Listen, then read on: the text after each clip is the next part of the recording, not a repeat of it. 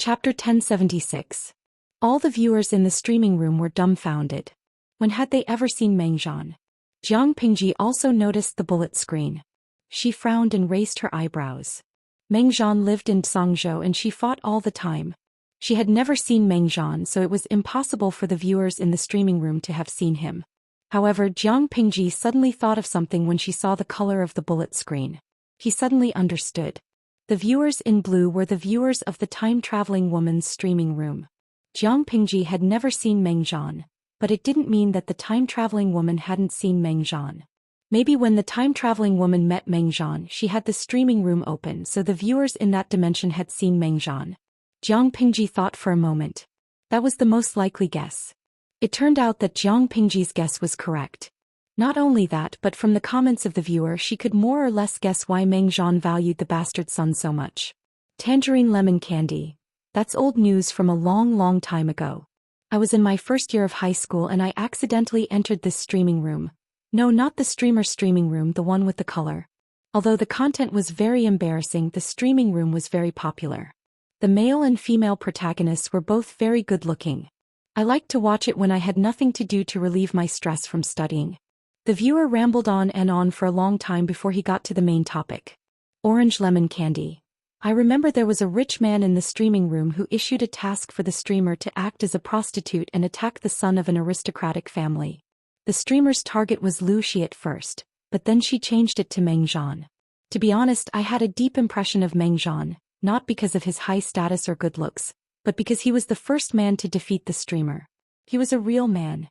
Jiang Pingji was surprised. She thought Meng Zhan was also a subject of the time-traveling woman, but he wasn't. He even rejected the time-traveling woman. And then, the viewers had the same thought as Jiang Pingji. They were eager to hear the gossip. The viewer didn't keep them waiting. He quickly sent another bullet screen. Orange lemon candy. The streamer is also proud. As a fairy, how could she be rejected by a mortal? She and Meng Zhan didn't end well. When they were arguing, the streamer said Meng Zhan had weak sperm and called him a natural eunuch. Later, the streamer even arranged a doctor to attack Meng Zhan. I remembered that Meng Zhan had a few maids who warmed his bed. They served him for a few years, but they didn't have any children.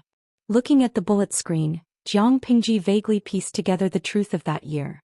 If Meng Zhan really had asthenospermia, it would be extremely difficult for him to make women infertile. It was not unreasonable for him to suspect the blood of Meng Heng and Ye Sun.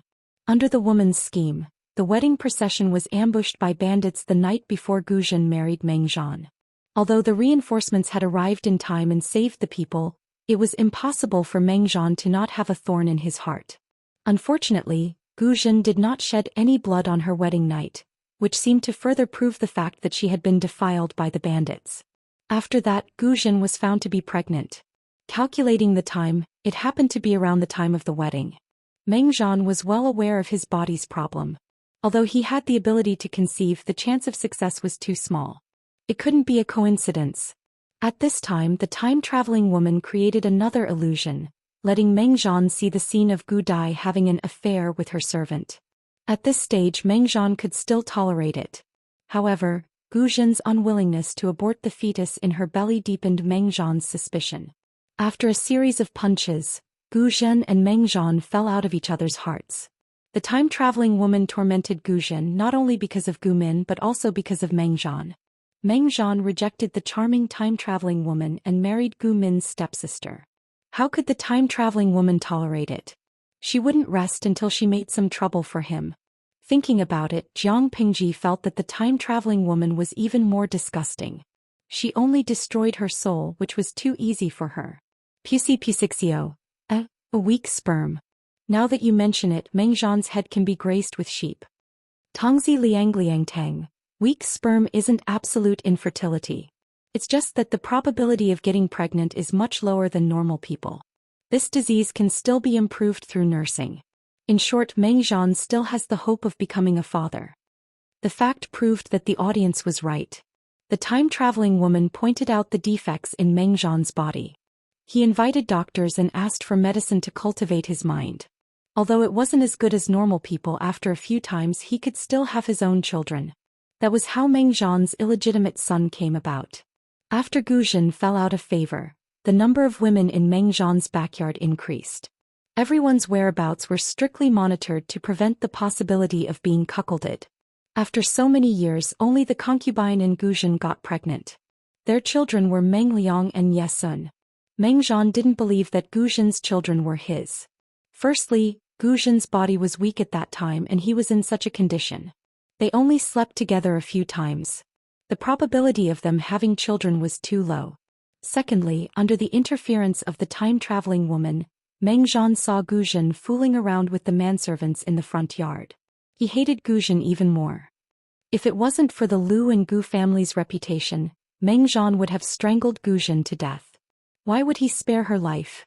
The streaming room was bustling with gossip. Jiang Pingji lowered her eyelids. A cold light flashed in her eyes. Meng Zhan had schemed against her before. If she didn't retaliate, it would be too easy for the old man. In this era, there was a habit of not killing those who surrendered. Meng Zhan surrendered to Huang Song. Logically speaking, Huang Song wouldn't kill him. But Jiang Pingji didn't care. Jiang Pingji's temper was too tough.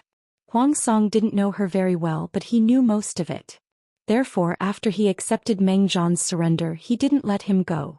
Instead, he locked him up in prison. The rest of the Mengs were demoted to commoners. Guards were sent to watch them. I heard that Meng County is rich and populous. Looks like it doesn't live up to its name. Although he was locked up in prison, the cell was clean and tidy. The bedding still smelled like sunshine. Meng Zhan had 3 meals a day. His life wasn't bad. Although he had surrendered Meng County, there were still too many secrets in Meng Zhan's mind. If Huang Song wanted to know more, he had to deal with him.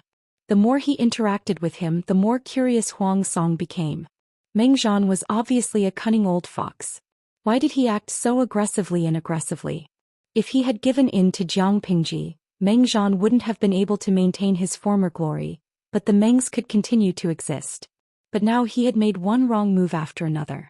He had lost all his trump cards. Meng Zhan sneered. Governor Huang, you really got what you wanted. I'm no match for you in terms of ambition. I'm even worse when it comes to appetite. Meng Zhan's face was full of fatigue. He looked much older than his actual age. His eye sockets were deep and his eye bags were heavy. His eyes were like a ghost's, making people uncomfortable. Chapter 1077. Huang Song didn't even need to think to know how angry Jiang Pingji was. The war was hard, but he was the one who picked up the benefits. He said half-truthfully, Master Meng, you know Lanting. How could you not know her temperament? Meng Zhan sneered. It was a fake smile. He looked extremely cold. Huang Song, who was sitting opposite him, picked up his tea and took a sip. His lips curled into a smile. Huang Song knew that doing so would offend Jiang Pingji, but the benefits in front of him were too tempting for him to refuse. Wealth comes from risk. If he didn't seize this opportunity, he might not have a chance to make a comeback in the future. He also wanted to go to a higher place and enjoy the scenery of the mountains. He didn't want to stand at the foot of the mountain and look at the person at the top. When he was young, Huang Song only wanted to be a good and virtuous minister who contributed to the country. However, Feng Ju cut off his path of retreat and stirred up his dormant ambition, which was out of control. He didn't want to be below others. Other than climbing up, Huang Song had no other way out. Meng Zhan said, What are you afraid of? Huang Song said, I'm not like you. You can abandon your clan and everything, but I don't have the guts to do so. Although he said this, the wild ambition in his eyes betrayed his inner thoughts. Since I dared to bet, I'm prepared. Meng Zhan sneered. Lu Shi, she can't do anything to you. A group of strategists had analyzed what Meng Zhan said for Huang Song.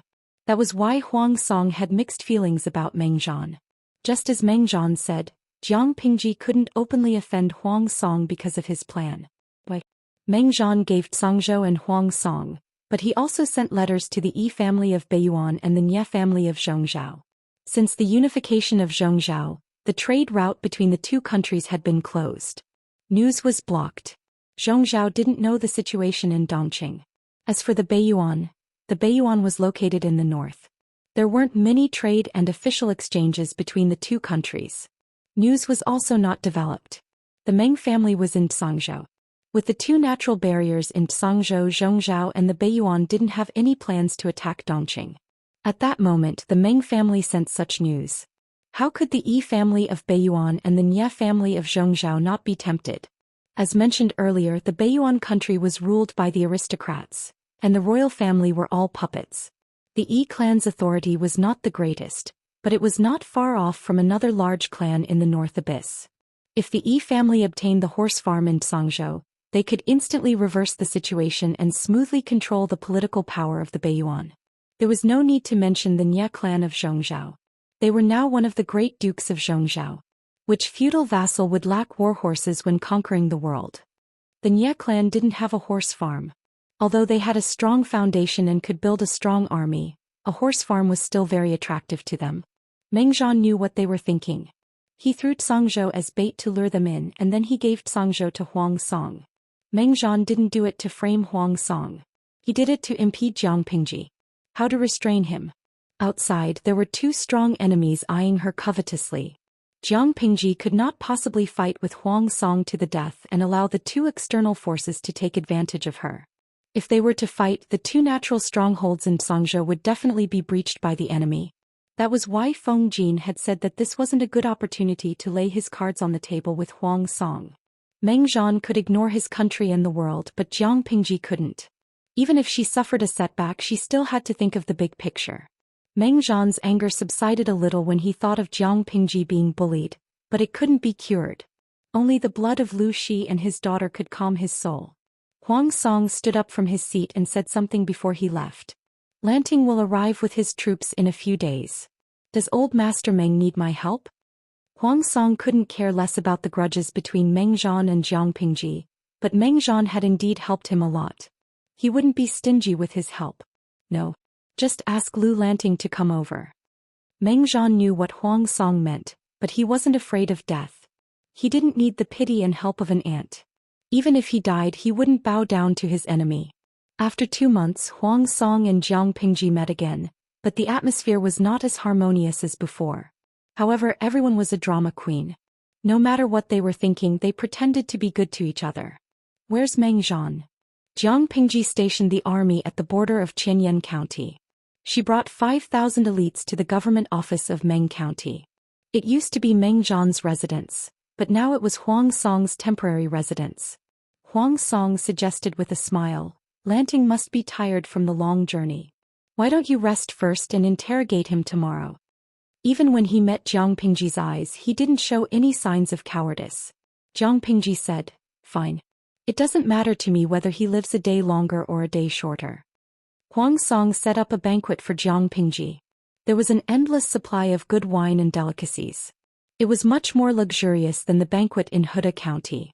The time was different and the mood was different. No one was in the mood to enjoy. They looked happy on the outside, but their hearts were heavy. The civil officials were introverted and they were good at disguising themselves. They were almost flawless. In comparison, the generals were less composed. The worse the temper, the more impatient they were. At that moment, Meng Heng secretly winked at Jiang Nongqin. Jiang Nongqin, who always kept a low profile, drank a cup and put it down in dissatisfaction. The table made a dull noise. Why do I only have water here? Are you purposely neglecting me? No one was in the mood to dance. When they heard Jiang Nongqin's words, they all turned to look at her. Only then did many people realize that she was a female general, but she was mingling with a group of men. Jiang Nongqin ignored the gazes of others and pointed at the wine goblet of the old General Yuan Exin. She said in an arrogant tone, Someone bring me that bronze wine goblet and a jar of strong wine. I don't want it if it's not strong. Yuan Exin was already filled with anger. When he saw Jiang Nongqin pointing her finger at him, his anger flared up. How could a guest be so rude? A guest was a guest. How could a guest be the host? Young lady, drinking some light fruit wine will do, Jiang Nongqin said. I'm the captain of 20,000 troops. If I'm dissatisfied with the bland water, what's wrong with changing the wine goblet? Yuan Exin snorted coldly. He obviously didn't believe Jiang Nongqin's words. Jiang Pingji, who was sitting at the head of the table, looked at Yuan Exin coldly and said, Old General, is there anything you're dissatisfied with? Yuan Exin choked. Meng Heng came out to smooth things over and barely managed to dodge the matter. In the end, his gaze fell on Yesun. There was concern in his eyes. He realized that Yesun was also looking at him with gratitude. If Meng Heng hadn't come out to smooth things over, it would have been difficult for anyone to clean up the mess. At that moment Jiang Pingji said. Jiang Pingji and Huang Song saw everything that happened. She lowered her voice and asked Huang Song. Chapter 1078. Huang Song subconsciously did not want to agree. He was a little hesitant. Jiang Pingji did not wait for him to think of an excuse and made a joke. Bogeo, you won't be reluctant if I ask you for Mr. Nia, right? Why would I be reluctant? Lanting is willing to let Qingyun accompany him. This is his trust in him. Although he said that, Huang Song knew very well that if Yuanxin's hostility was not too obvious and made Jiang Pingji unhappy, she would not have taken such a precautionary action. Jiang Pingji stationed the army in Qianyan County and rushed there with only 5,000 men. He had taken a huge risk. Huang Song could completely understand that she was very defensive and repelled people who were hostile to her. Yuanxin drank a little too much. When he heard that Nyesun wanted to get close to Jiang Pingji's people, his nerves tightened. I'm just a boorish man. I can't say extravagant words of praise. Burp. Governor of Liuzhou is honorable. A mere Nye Qingyun does not carry enough weight. How can he match my lord's friendship with you? If word gets out, outsiders will say that my lord is neglecting a distinguished guest and doesn't know etiquette. Yuanxin's cheeks were red from drinking, but his eyes were not cloudy. Instead, they flashed with a narrow-minded and stern look. I heard that Governor of Liuzhou and Feng Bijia are good friends when they were young. Feng Bijia is my lord's most trusted right-hand man. It will not be impolite if Feng Bijia accompanies you. As he spoke, he burped. The wine bottle in his hand trembled and half of the wine was gone. It seemed that he was very drunk. In fact, he seemed drunk but not drunk. His mind was still very clear. There was only one thought in his mind. He absolutely could not let Nyesun and Jiang Pingji's people get too close. Unbeknownst to him, his precautionary action had put Nyesun in an awkward position. Huang Song's expression was slightly unfriendly. He could only laugh dryly and apologize to Jiang Pingji on behalf of Yuanxin. Feng Ju, who was sitting below, was about to step forward to speak when Jiang Pingji said with a tired and bored expression, Forget it, forget it. Why are you so defensive? We're family, why speak so differently? If Huaijie has time and Bogeo is willing to let him go, it'll be good to accompany me. Seeing this, Feng Ju had no choice but to swallow his words of apology. He cupped his hands and said, If Governor of Liuzhou doesn't mind, I will accompany you. The atmosphere of the banquet was strange to begin with, and now it became even more stagnant. Huang Song tried his best to lighten the mood, but the crowd still did not know the taste of food. There was suspicion and wariness among them. Jiang Pingji pretended to be drunk and left. She returned to the tent arranged by Huang Song. She asked someone to get a basin of cold water for her and then buried her face in the cold water. After a while, Jiang Pingji raised her head, closed her eyes and searched for the position of the cloth. She grabbed a towel and wiped the water stains on her face. Her pale face was flushed red because of the cold water and the towel. When she opened her eyes, she happened to see the screen full of bullet screens. Most of the audience was comforting Jiang Pingji. Although they were only spectators, the strange atmosphere of the banquet and the unnatural interaction between old friends made everyone feel that something was wrong. Shimo Nian Yin, my heart aches for the streamer. Things remain the same but people have changed. It's too cruel. Hong Bangxi Feng. Last night I stayed up late to chase after Feng Tian's group. Today when I saw the scene between the streamer and Huang Song, I suddenly remembered Crab saying to Baozi that we will never be the same again. Oh my god, I've been stabbed twice in a row. My heart is broken. Even though the audience had been mentally prepared for the streamer and Huang Song to quarrel, they still felt bad when they saw the scene. In this regard, Jiang Pingji could only say that they were still too emotional. Streamer V. If I were Bogeo today, guess what I would do? I would set up a Hongmen banquet, cut the weeds and eliminate the roots. Bogeo did not do this not because he did not think of it or because he was not that vicious, but because he was not confident and had concerns.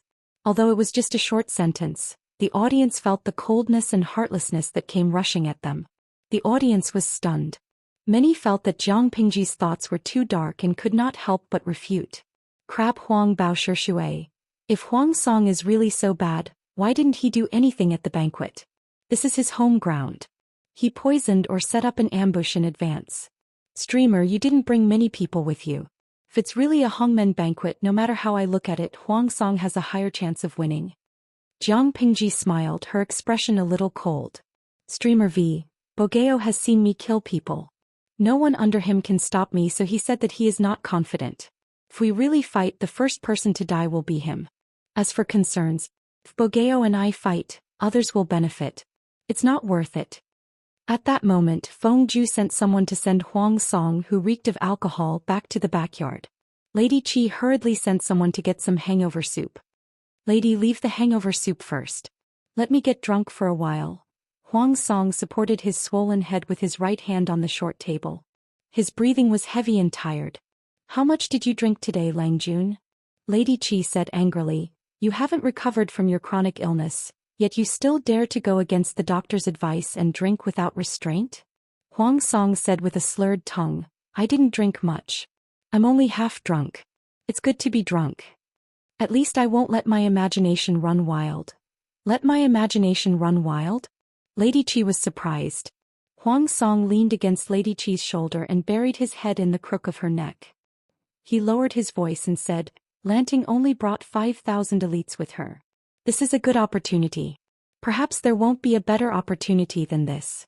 However, I can't act rashly and I can't lose my footing.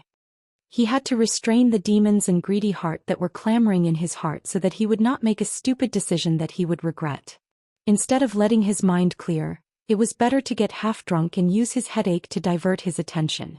Lady Qi was stunned for a moment, as if she could not immediately digest this fact. Lang Jun, you mean that today you actually... I haven't put this idea into action yet. I'm just thinking about it in my mind. Huang Song looked slightly tipsy.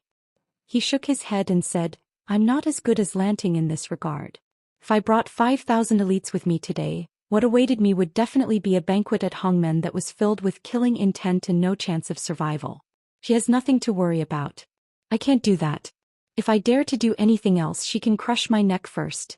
The scene of Jiang Pingji dismembering a living person with a ceremonial tablet in the court left a deep impression on him. He would occasionally have nightmares about that scene.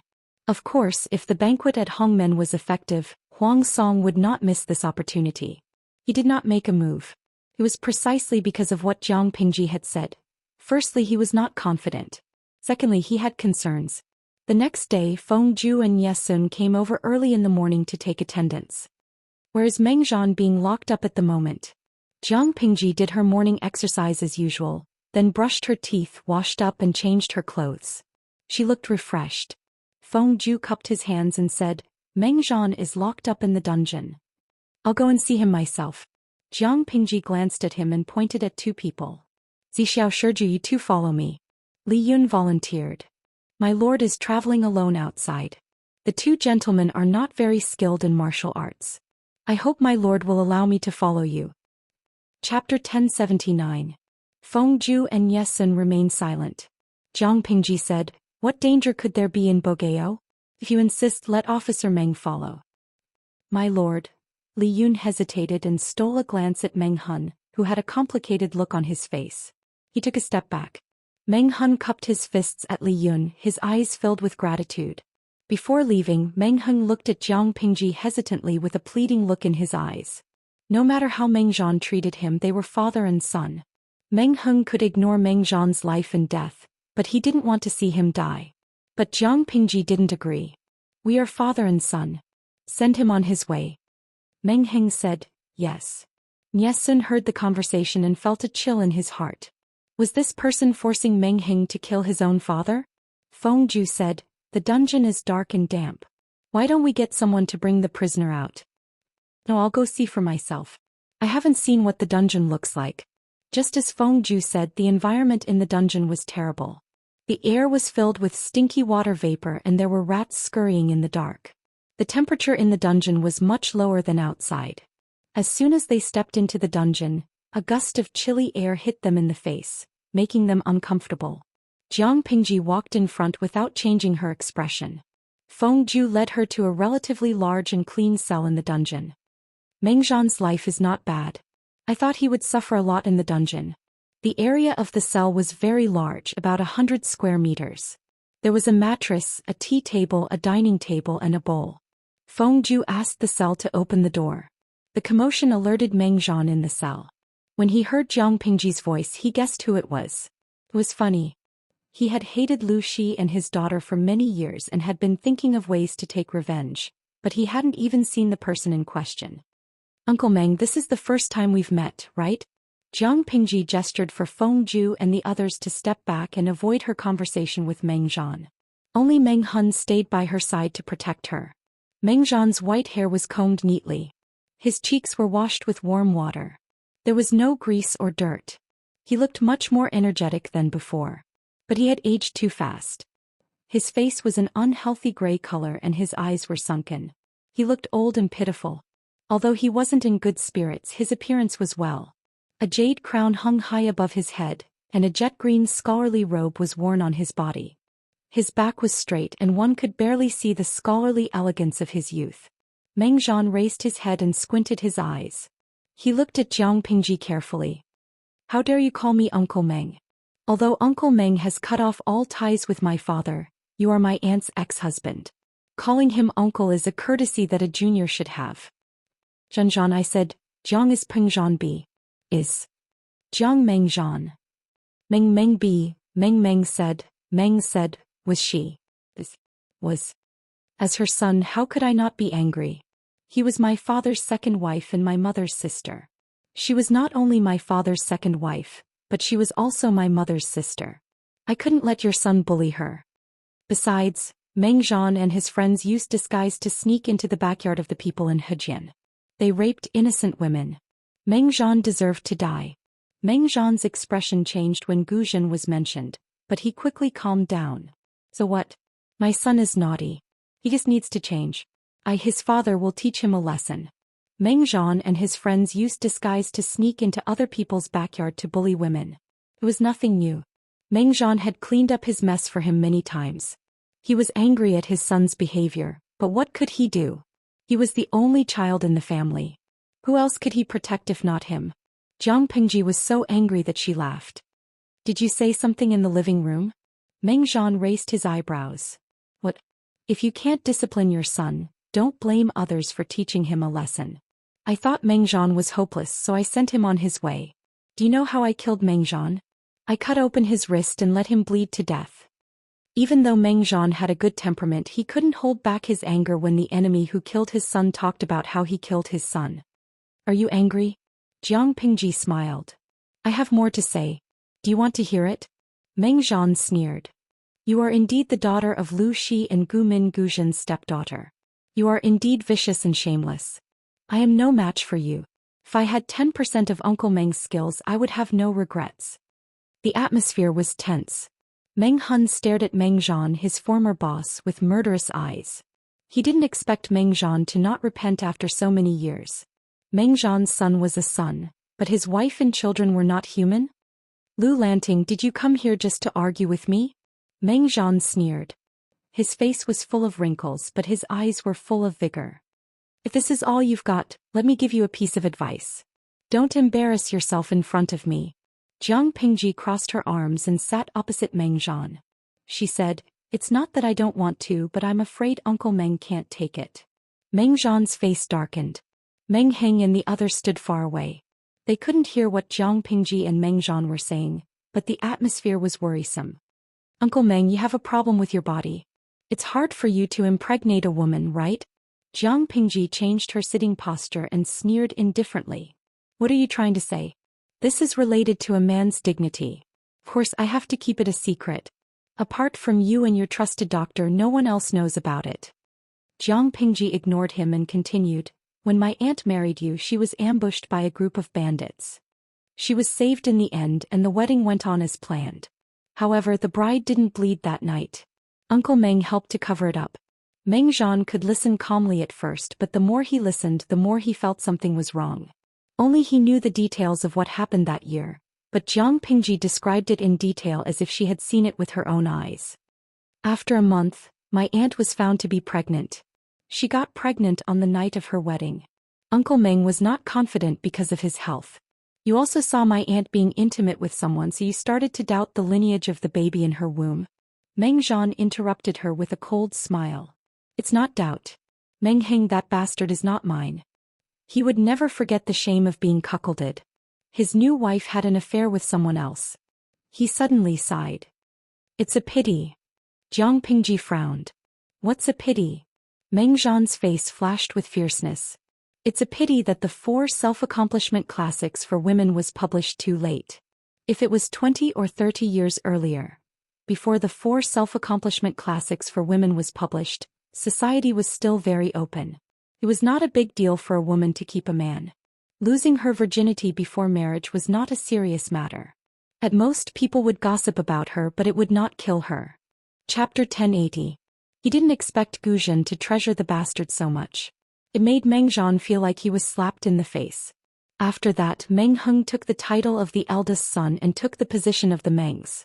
Bastard? Did he deserve it? It's a pity for me too. Meng Zhan's eyebrows twitched. He wanted to hear what kind of tricks this person in front of him had. Do you really think Cousin Heng isn't your son? My aunt doesn't have a second man except for you. Whether it was before or after marriage or after divorce, she never betrayed you. Even when she married my father, the two of them maintained their original relationship. Jiang Pingji smiled. Moreover, do you know who wrote the 4 self-accomplishment classics for women? If you knew who she was, you would skin her alive and drink her blood. Why would it be a pity? Meng Zhan didn't believe her. He sneered. You should ask Gu Zhen if she has the guts to accept it. Meng Zhan believed his eyes. Gu Zhen was the only woman he loved and hated. She betrayed him again and again. Did she really think he was afraid of the Gus and the Lus? Of course she has the guts to accept it. I'm just afraid you don't have the courage to admit your mistake. Meng Zhan was a confident and stubborn person. He had a typical trait. He wouldn't shed a tear in front of a coffin. He wouldn't turn back even if he broke the wall. He wouldn't believe that he was wrong. He would only believe in the information he deduced. If she killed Meng Zhan without doing anything, he would still die for her because in his heart he wasn't wrong. If so, Jiang Pingji would shatter his confidence with solid evidence. She would show him who was wrong. Meng Zhan was so angry that he laughed. His face looked twisted and weird.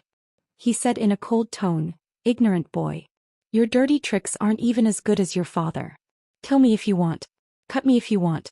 If I take a step back, let me be struck by lightning." For the literati of this era, there were always things above their lives. Meng Zhan wasn't afraid of death. Jiang Pingji looked at Meng Zhan's face seriously and said, I can take any loss, but I can't take any loss. Can't afford to lose? She said. Meng Zhan's wrinkled face flashed with a trace of mockery. You still can't afford to lose. Other than being stubborn, he didn't seem to have anything else to rely on. Meng Zhan wasn't afraid at all.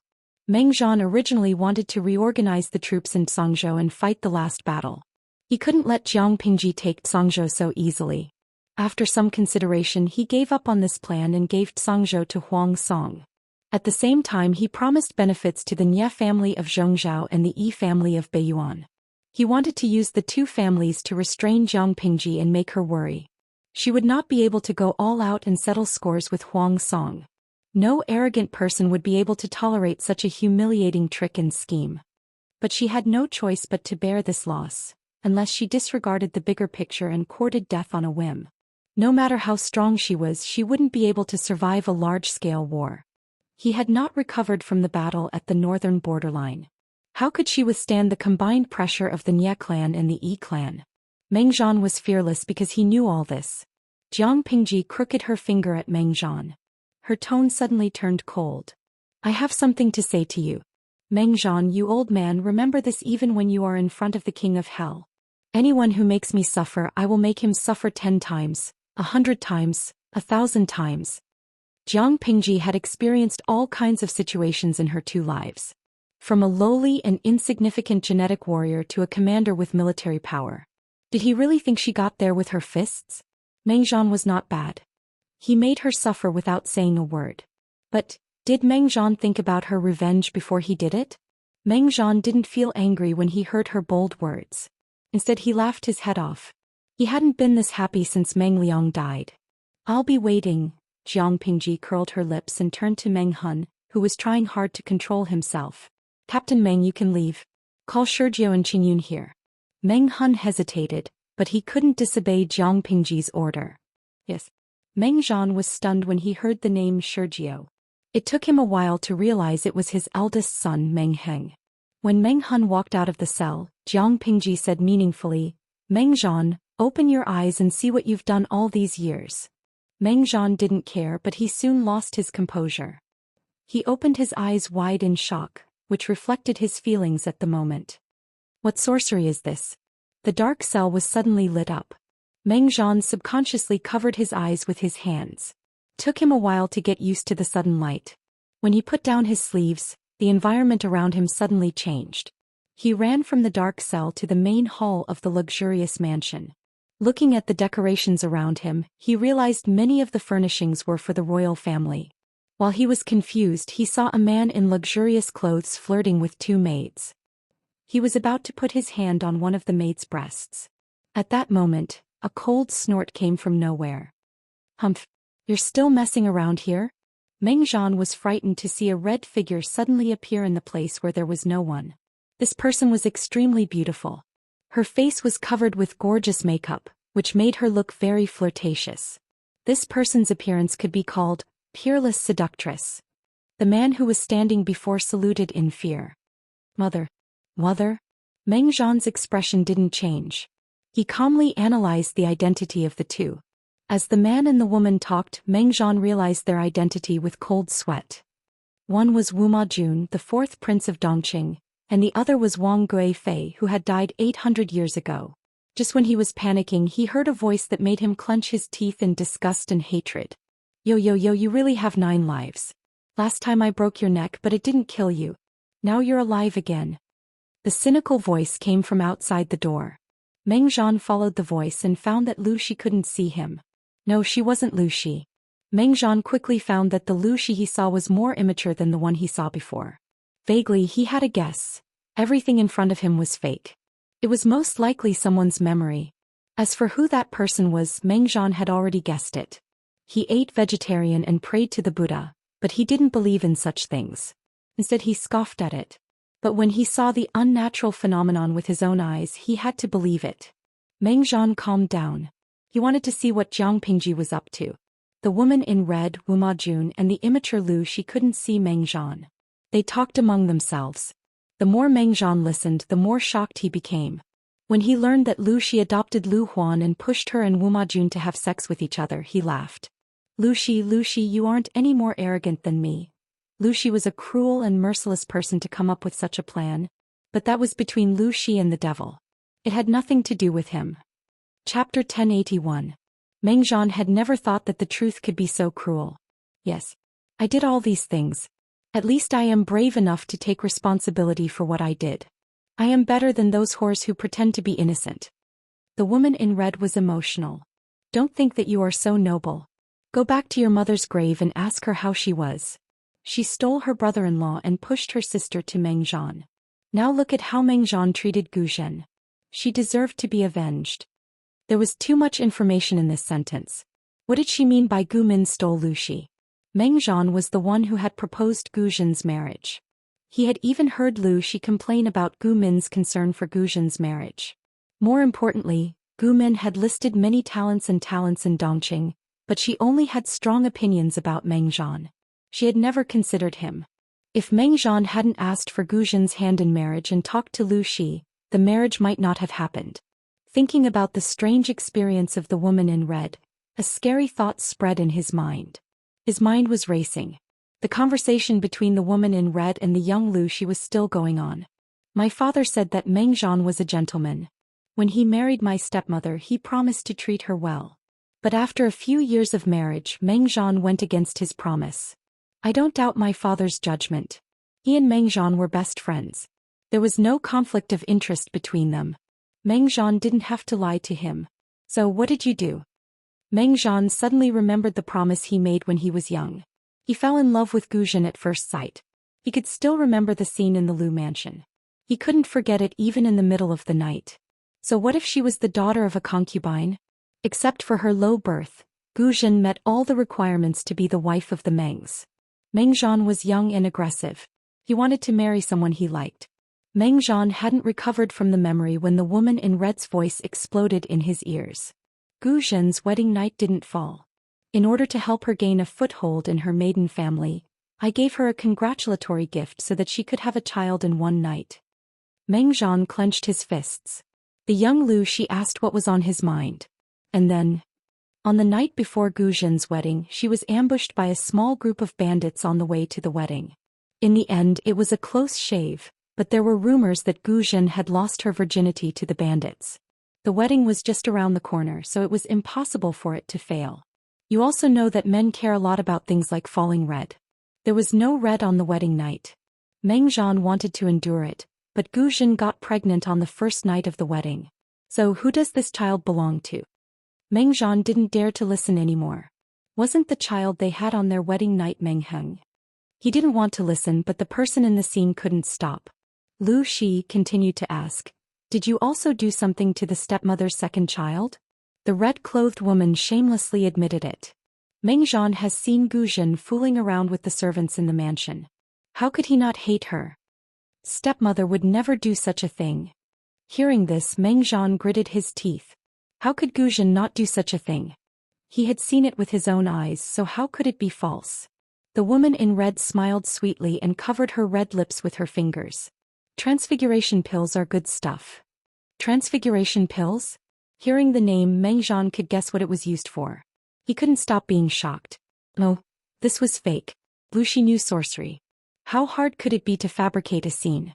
Meng Zhan roared in his heart over and over again. All of this was Lu Shi's trick. It wasn't real. He was terrified. He didn't want to admit that he was wrong. He didn't wrong Gu Zhen. The more he thought about it, the more memories came into his mind. He couldn't ignore it. He remembered how much Gu Zhen loved Meng Heng. Every time he showed a little bit of disgust, she always showed a heartbroken expression. The husband and wife had tortured each other for years. Gu Zhen became more and more quiet and cold. She was like a lifeless dead wood. It annoyed him. How could a woman who had betrayed him show an expression that he hurt her? Don't you have only yourself to blame for all this? If you were willing to trust her a little bit, let go of your arrogance and dominance and talk to your aunt, all these misunderstandings could be solved. The 4 self-accomplishment classics for women was written by that evil woman in red. She first took over Wang Huiyun's body and used it to stir up trouble. In the end, she took over Empress Du's body and wrote the 4 self-accomplishment classics for women, which made you sigh that it was too late. What do you think? Are you surprised? Are you surprised?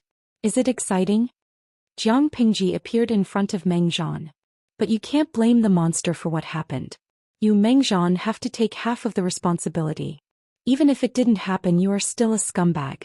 Think about what you have done over the years. Which one of them is good? Jiang Pingji continued to provoke him. As the leader of the Mengs, when have you ever treated the people in Song Prefecture well? You allowed your son of a concubine to commit crimes everywhere. He hurt the loyal and innocent, and he raped women and children. He even wanted to hurt his own mother. Isn't that what your father taught him? Meng Zhan endured the pain in his head and shouted angrily. Shut up. Do you still remember Meng Hun? He has been loyal to you and the Mengs for so many years. Your son of a concubine harmed his wife and daughter. Not only did you not help him, but you also protected the concubine and harmed Meng Hun. How can you treat him? If it weren't for you and your son of a concubine, he would not have caused chaos in Meng County. Cousin Heng looks a little like you. Are you blind? The more Meng Zhan did not allow Jiang Pingji to speak, the more she wanted to speak. He wanted her to suffer, didn't he? She would make Meng Zhan wish he was dead. Speaking of Cousin Heng, I forgot the son your aunt gave birth to. He was a baby boy with a cinnabar mole between his eyebrows. He was the second son of the Mengs, but your son of a concubine took his place under your control.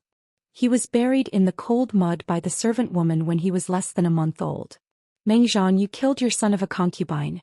You doted on Meng Liang like he was a treasure, but Meng Heng as a Zhongzi was dragged down by you and your father to the point that he failed the assessment. The second son of the first wife, who had a strange phenomenon, was buried underground.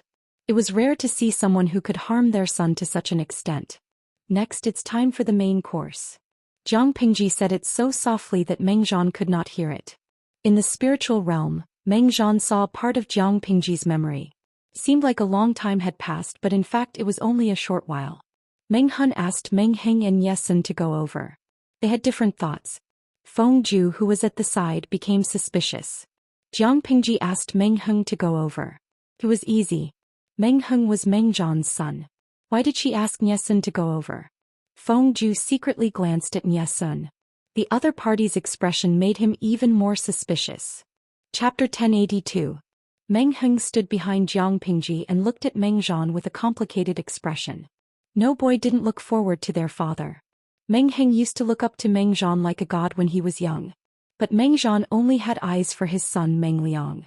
Even if Meng Liang was useless and lustful, Meng Zhan still spoiled him like a treasure. Meng Heng had once thought that Meng Zhan liked this kind of son, so he had tried to be like Meng Liang.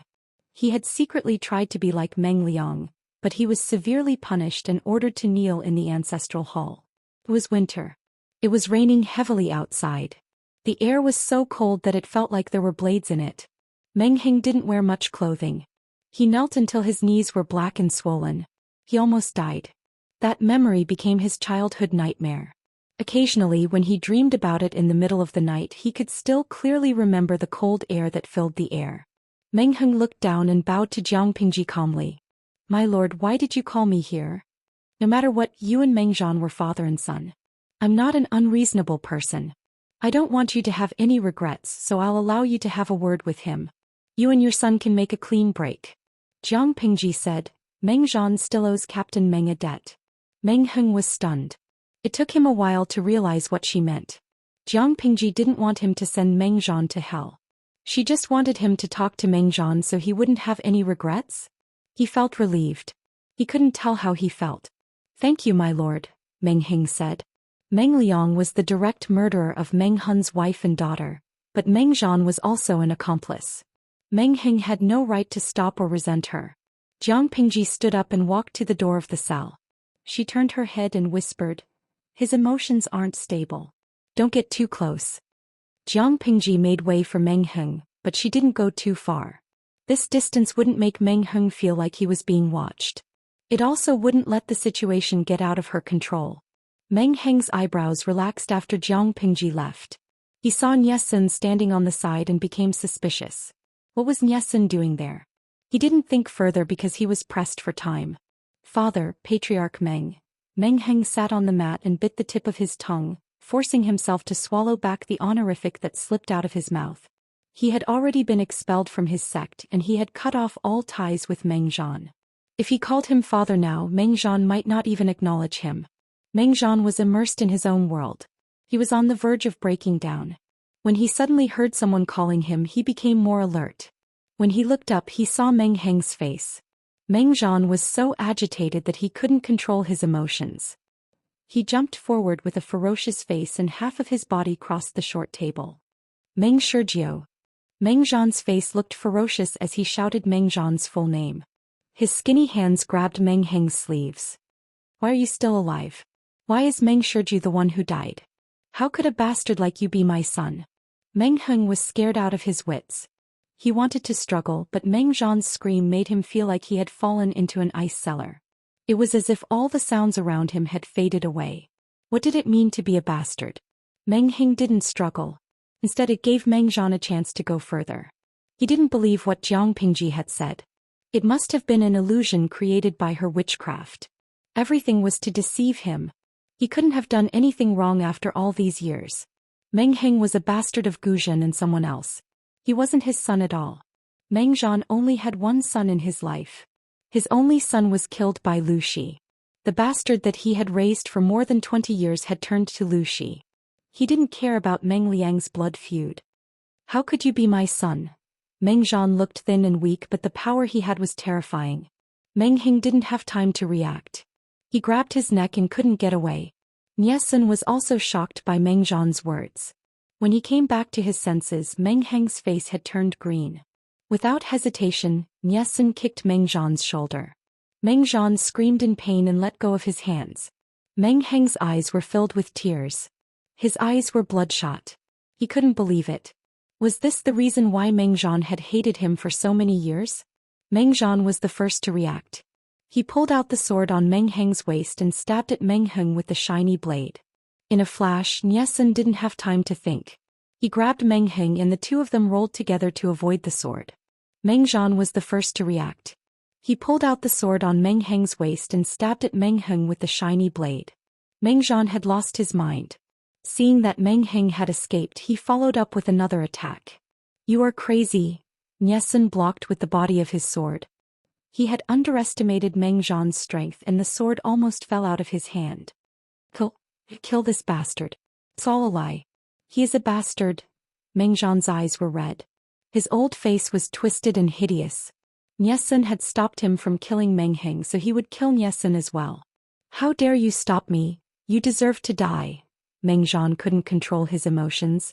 All kinds of messy thoughts were about to burst his brain. Die. Scholars in ancient times all learned the 6 arts of gentlemen. Meng Zhan had learned swordsmanship as well. At this moment he wanted to kill Niesun and Meng Heng with no regard for his life. Every move was aimed at the Achilles heel. Niesun's left arm was cut. Watch out. Meng Heng regained his composure. He saw Meng Zhan's sword was about to stab Niesun's chest. He didn't care and rushed to grab Meng Zhan's legs. Meng Zhan's movement was blocked, so the sword in his hand missed. The tip of the sword went into Niesun's shoulder and Niesun's sword went into Meng Zhan's chest. Everything happened so fast. When Wei Ci and the others realized what had happened and rushed over, it was already too late.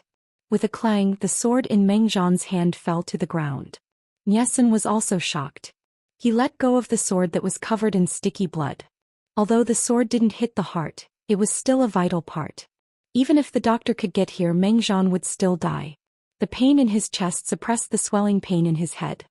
His mind slowly came back and his hideous face softened. Shirshirjiu. Meng Zhan opened his mouth but his tone was calm. Meng Heng was still in a daze. He let go of his hands and held Meng Zhan's body. The sticky and glaring blood rushed into his eyes. He was out of his wits. His pale lips were trembling. He said, Meng. Master Meng? Meng Zhan heard the name. His pale face showed a trace of mockery and tiredness. His chest was hurting. He lowered his head and looked at the direction of the sword. He looked at the young man who put the tip of the sword into his body. He was about 25 or 26 years old, with a handsome face and a bright red cinnabar mole between his eyebrows. That face. That cinnabar mole? Suddenly, Jiang Pingji's words rang in his head. Chapter 1083. You dote on Meng Liang like she's a treasure. Who was Meng Liang? He was the son of a concubine in the Meng's family. Because of Meng Zhan's favoritism, he took the title of the legitimate son. The voice in his head refused to let him go, clearly pointing out what stupid thing he had done. As a Zongzi, Meng Heng was dragged down by you father and son to the point that he failed the assessment. When Meng Zhan thought of this, his already uncomfortable chest hurt even more. It was as if a hand was squeezing his heart, trying to crush it.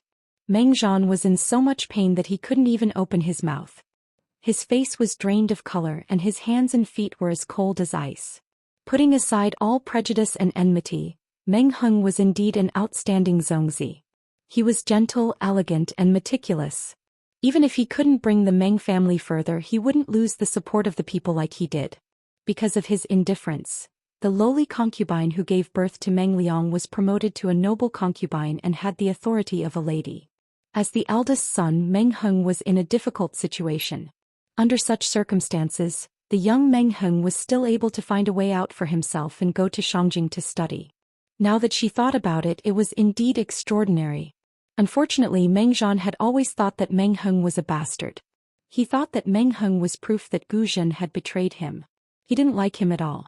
If the family elders hadn't forced him to make Meng Heng the Zongzi, he might not have hated this child so much. The Mengs were a big family, how could they lack Meng Heng's food? However, Meng Heng had become the Zongzi and occupied a position that did not belong to him. The better Meng Heng behaved, the more Meng Liang looked like mud in comparison, the more Meng Zhan hated him. He saw Meng Heng as a disgrace that could never be erased. Meng Zhan suddenly remembered what Jiang Pingji said. Gu Zhen's second son, that second legitimate son, was really dead? Meng Zhan's face was sweating from the pain. His vision started to blur, but he still kept his eyes wide open and stared at Niesun. How could he forget this face? Niesun's appearance was extremely similar to Gu Zhen when she was young. He was full of vigor and his eyebrows were in high spirits. It was unforgettable at a glance. The cinnabar mole between her eyebrows was bright red and round, as if it wanted to draw in all the gazes of others. At that moment Meng Zhan guessed Niesun's identity. There was a bitter taste in his mouth, and an indescribable emotion wrapped around his heart and lungs. Although he didn't know Niesun's name, judging from his demeanor he wasn't an ordinary person. Who would have thought?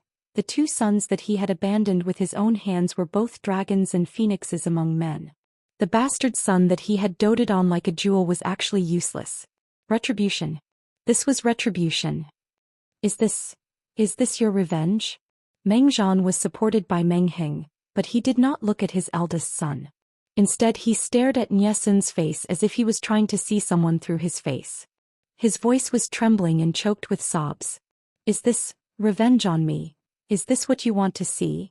Only then did Niesun come back to his senses. He stared blankly at his blood-stained hands. The blood was stuck to his skin and some parts of his hands had already dried up.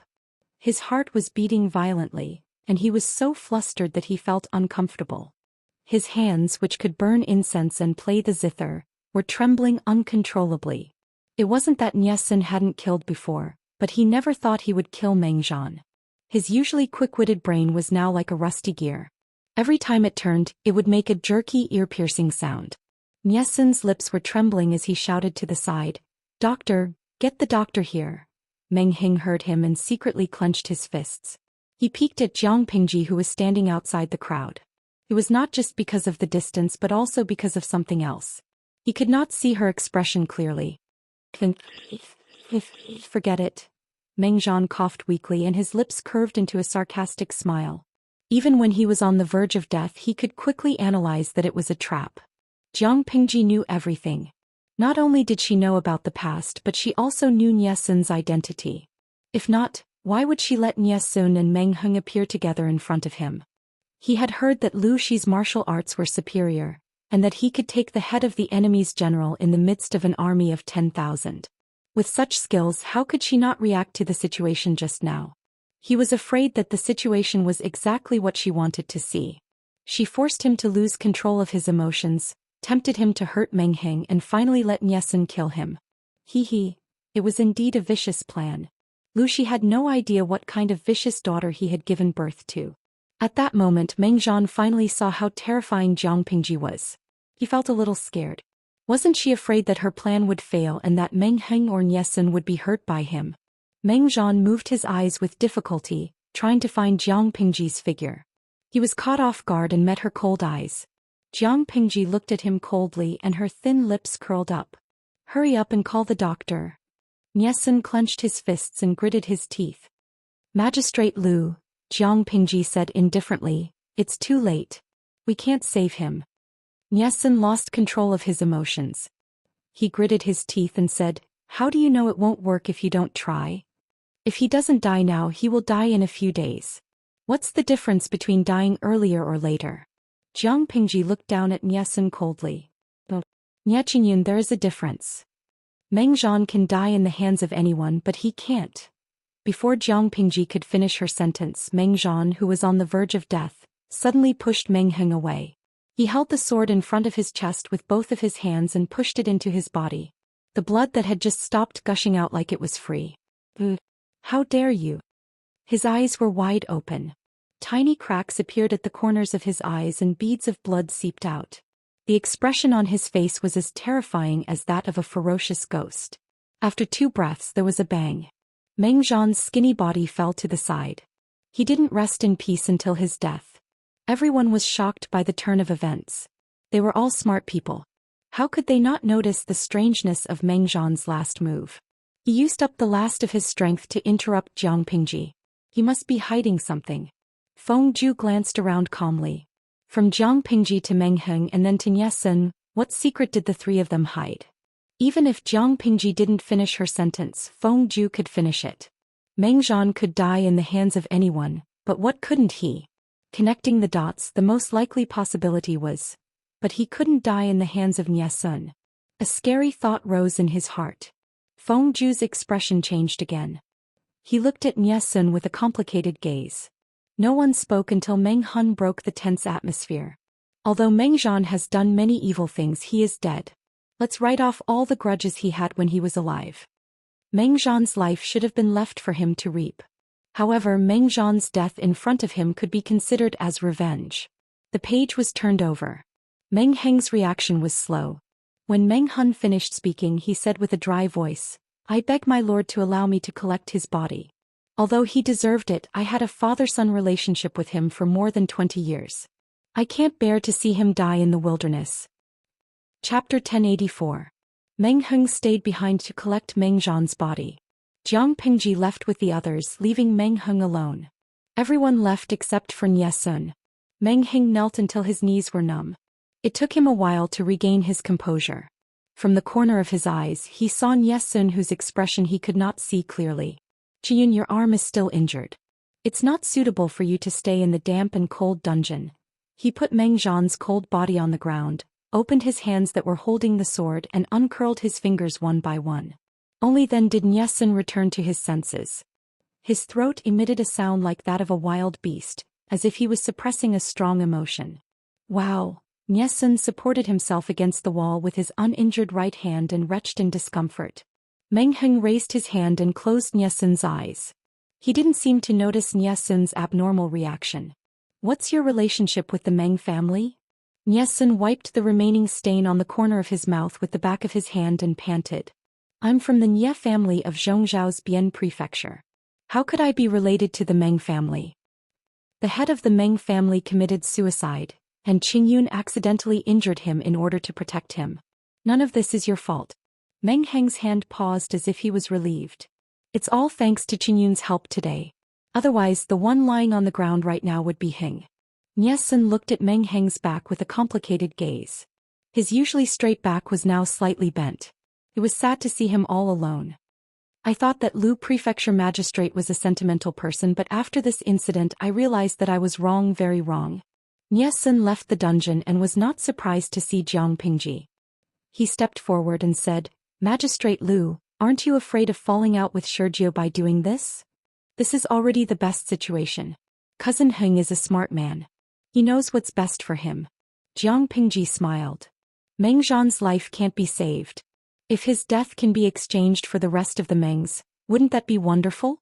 Logically speaking, even if Meng Heng didn't hate her, there would still be some animosity between them. What was the price of doing so? The Meng family had no one to protect them. Meng Heng was generous and gentle, but that didn't mean he was a sentimental person. On the contrary, he was calm and rational. Meng Zhan is cousin Heng's biological father, but the father-son relationship between them has been eroded by Meng Zhan. Jiang Pingji looked at Nie Sun calmly and smiled. "People's hearts are complicated, but they are also simple. If cousin Heng wants to blame me, I have nothing to say." When Nie Sun heard this, his Adam's apple bobbed a few times. He looked at Jiang Pingji with some shock. "Why, you've guessed my identity, haven't you?" Nie Sun was almost sure that Jiang Pingji knew the truth. "I'm afraid you don't know, but your face is very similar to my Shu aunt's. Many years ago, my aunt told me that her son, who died prematurely, was born with a cinnabar mole between his eyebrows." Jiang Pingji smiled. "When I first saw you, I thought your face looked familiar. Later, I heard from Bogeo that you came to Dongqing to look for your relatives, and I began to suspect you. But I don't have any evidence, so I'm not sure. It wasn't until cousin Heng escaped from Tsangzhou and you took extra care of him that I could be sure." "What? Do you admire Meng Zhan?" Nie Sun gritted his teeth and said, "How is that possible? Meng Zhan didn't raise him, and he was cruel enough to let his illegitimate son take over his identity. He buried him, who was less than a month old, in the cold underground. If he had been a little unlucky, he would have lost his life long ago. To him, Meng Zhan was just a stranger who was related by blood." Jiang Pingji sneered. "If that's the case, isn't it even more unreasonable for you to blame me?" Nie Sun choked and couldn't speak. After a while, Nie Sun looked at his hands. The blood on them had dried up. "You plotted to kill your father. Isn't the magistrate of Liuzhou afraid of revenge?" Jiang Pingji said, "You and I are on opposing sides. I have so many enemies. It doesn't matter if you're here or not. The winner is the king and the loser is the bandit. If one day I become your prisoner, you can take my life as you wish." After saying that, Jiang Pingji walked past Nie Sun and left without looking back. She didn't walk far before she saw a familiar figure standing at the end of the long street from afar. Warmth rose in her heart. She didn't need others to understand her. But if someone was willing to open their hearts to her, that would be the biggest gain. It was a special time and Meng Zhan was a prisoner. His funeral had to be simple. But when Meng Zhan's coffin was buried, Meng Heng had lost a lot of weight. His clothes that fit him looked empty. In order to avoid arousing suspicion, no one from the Mengs came to the funeral. The funeral procession looked sparse and desolate. If Wei Ci, Feng Zhen and the others hadn't attended the funeral for Meng Heng, it would have been even more desolate. Jiang Pingji didn't attend, but without her secret support, Meng Zhan's mourning hall would have been smashed by the people of Meng County. I wonder what good things Meng Zhan did in his past life. He's done so many bad things in this life, but he still has a good son to send him off. Meng Hun's revenge was avenged, but the knot in his heart wasn't so easily resolved. If nothing had happened to his wife and daughter, he would have a grandson by now and become a happy and peaceful father-in-law. Feng Zhen smiled as he poured wine for Meng Hun and filled up his own goblet. Officer Meng, why don't you have another wife? You've already avenged your wife and niece. It's time for you to move on. The dead are gone, but the living are like this. They can only rest in peace if you live a good life. Meng Hun shook his head. He didn't want to have another wife. He just wanted to be loyal to his lord and repay him for saving his life. Feng Zhen said casually, Meng Zhan is dead. The grudge from back then has finally come to an end. Meng Hun snorted and put down the goblet. Zisher, you don't have to beat around the bush. I'm a rough guy. Just say what you want to say. Feng Zhen didn't feel awkward. Instead he smiled. Since Officer Meng has spoken, I'll speak the truth. The trouble Meng Zhan caused shouldn't involve his children. My lord will treat the Meng's branch family lightly. I'm letting you know about this in case you feel uncomfortable. Plus, Sergio is my lord's cousin. He's talented and will be put in an important position in the future. Officer Meng and him. It was a big taboo to not be on good terms with each other. Meng Hun was silent for a while and asked, Is this what my lord wants? Feng Zhen smiled. Oh my lord. I'm just guessing. Meng Hun downed the wine in the goblet and snorted. Meng Sergio has been with my lord for a while. Have I ever made things difficult for him? Feng Zhen cupped his hands and said respectfully, Officer Meng is broad-minded. You're thinking too much. I'll drink this as a punishment. Meng Hun raised his hand to stop him and said angrily, There's only one jar of good wine. How much do you want to drink? After the funeral, Meng Heng immediately changed out of his mourning clothes. He wore plain clothes with a plain white belt around his waist. That night he went to look for Jiang Pingji. I thought Cousin Heng would come looking for me earlier. Chapter 1085. Master. Meng Heng was about to bow but Jiang Pingji stopped him. There are no outsiders here. You don't have to call me Cousin Heng in private. Meng Heng shook his head and said sternly, Etiquette cannot be ignored. Although Heng is the Lord's cousin, he cannot easily overstep his boundaries. No matter how good their relationship was, it could not withstand the slightest neglect and rudeness. Meng Heng did not want today's intimacy to become rudeness in the future. Jiang Pingji secretly rolled her eyes and sighed. Cousin Heng is good in every aspect but he's too cautious. Meng Heng did not say anything. This cautiousness and politeness were deeply ingrained in his bones. It was not something that could be changed in a short time. If he hadn't been careful and meticulous, he probably wouldn't have lived to this age. Jiang Pingji grabbed a table and leaned half of her body on it. She asked casually, What does Cousin Heng want to know? Meng Heng was definitely not looking for him for official business. It was most likely related to the dungeon incident. I'm very happy that Cousin Heng still chose to trust me. Jiang Pingji smiled. If Meng Heng was unhappy he could ask Mia Sun but he didn't. Instead he waited until Meng Zhan's funeral was over. Since Cousin Heng treats me with sincerity I can't lie to you. Meng Heng sat upright, like a green bamboo that would not bend in the face of wind and rain. His tenacity and integrity were what Jiang Pingji admired. Niachun, he's the Meng family patriarch's lost pearl in the vast ocean? Meng Heng had already guessed that Mia Sun was related to him by blood, but he had not guessed that Mia Sun was his younger brother from the same mother. Jiang Pingji sighed. It's a long story. I'm afraid that Cousin Heng doesn't know that Meng Liang isn't my aunt's child. What? Meng Heng widened his eyes in shock. Jiang Pingji said, Back then my aunt and Meng Zhan's concubine were pregnant at the same time. They gave birth to a son almost at the same time. Meng Zhan didn't want to mistreat the concubine's child, so he allowed the concubine to swap the concubine. The Zhou Xian's real child was replaced by a concubine and died in less than 2 days. The maidservant buried the baby carelessly. Luckily, a passing maidservant dug it out and sold it to Zhongzhao. Meng Heng's clenched fists trembled uncontrollably. At that moment he was almost speechless. Nian Yesun, he's that child? No wonder. Meng Zhan, Meng Liang and the concubine were like a family. However, Meng Heng had always wondered why his father let the concubine raise his second son. This was the crux of the problem. I think Zhou Xian probably didn't want your situation in the Meng residence to become more difficult, so she didn't tell you these old matters.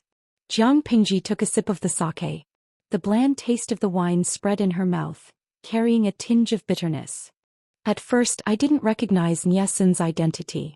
I just felt that his silhouette resembled someone, but I couldn't remember who that person was.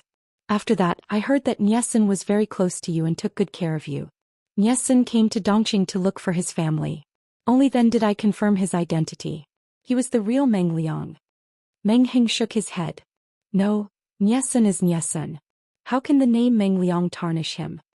Meng Heng could not remain calm after receiving too much information in such a short period of time. My lord, you already knew of Nyesun's identity. Then did you also deliberately facilitate the dungeon incident? Jiang Pingji smiled. Cousin Heng, are you bitterly disappointed? Are you suspecting that I deliberately pushed you into a dead end? Meng Heng shook his head weakly. He looked listless, as if he had been drained of all his energy. My lord, you are highly skilled in martial arts. You were not far away at that time, but you were watching from the sidelines. It shows that you were confident. Meng Liang's sudden outburst was not something that could be controlled by an outsider. I'm just not sure. Did you want me to kill Meng Liang in your plan? Jiang Pingji frowned. Let you kill him? What's the difference between that and crippling you myself? Meng Heng was different from Yesun. If Meng Heng accidentally killed Meng Zhan, he might be depressed for the rest of his life. My lord, you want to cripple Nyesun? Cousin Heng, are you soft-hearted? Humans are not plants. How can we be emotionless? Meng Heng did not deny it.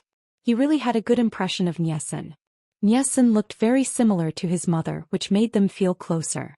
Meng Heng was surprised and happy to hear that Meng Liang was his biological brother.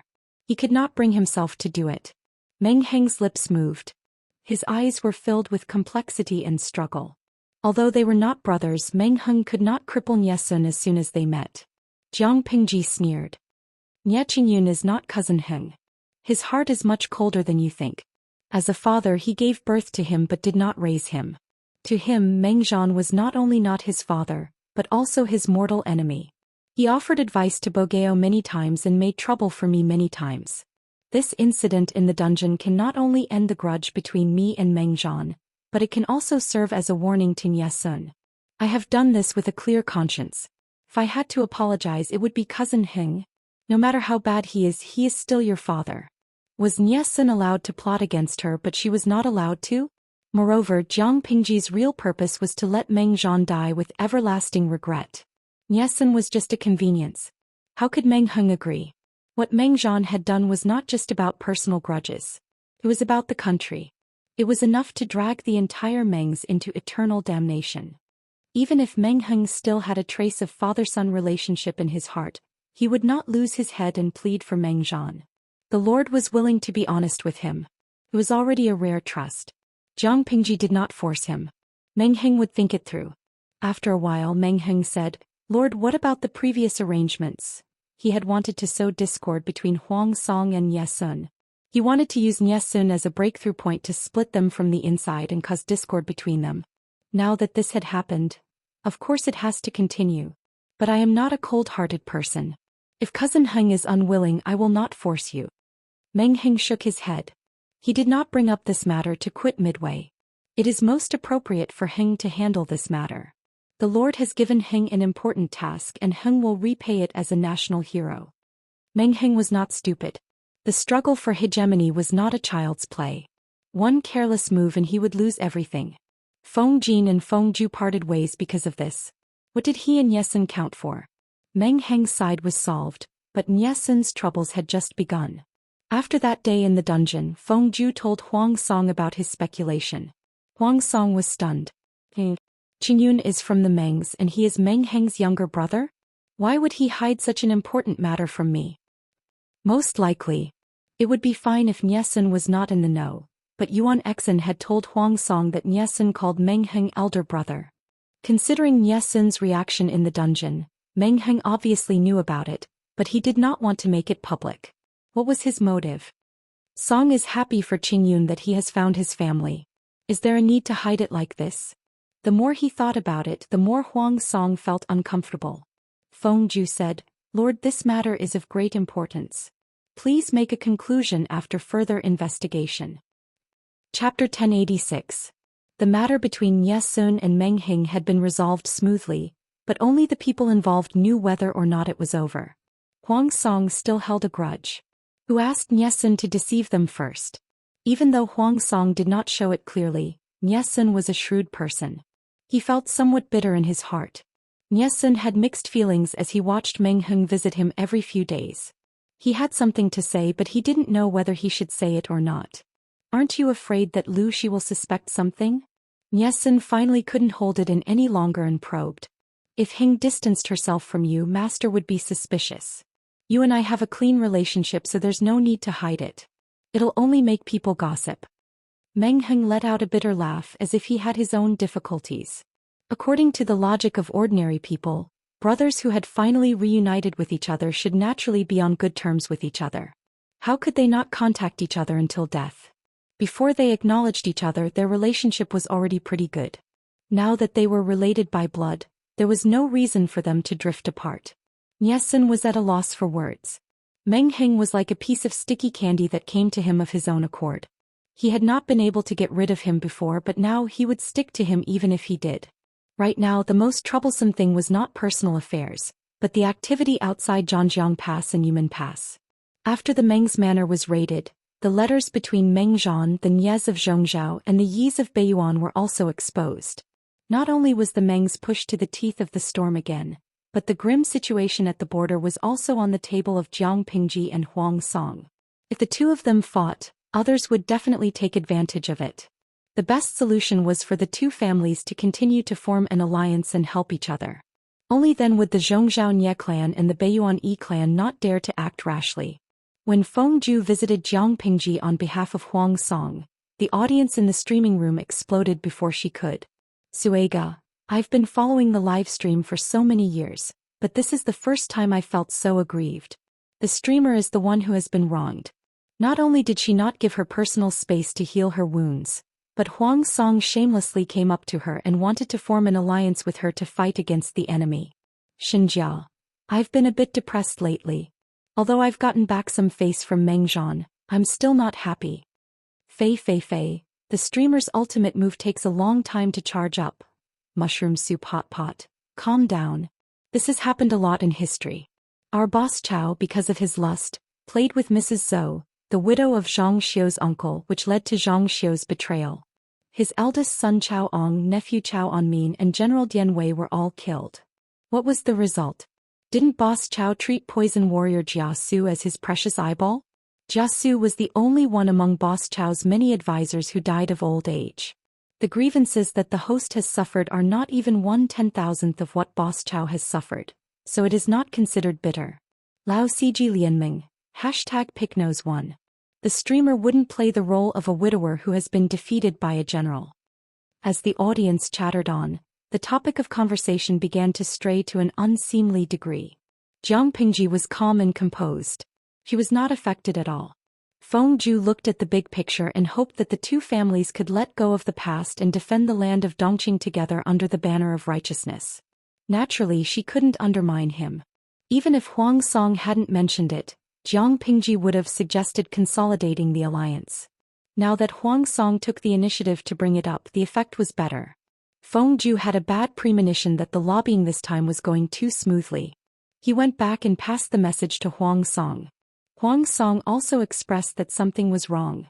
He kept pacing, almost making a hole in the ground. Lanting's temperament is, to put it nicely, serious.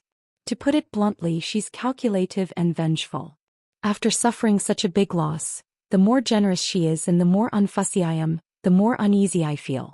I have a feeling that she's holding back some tricks.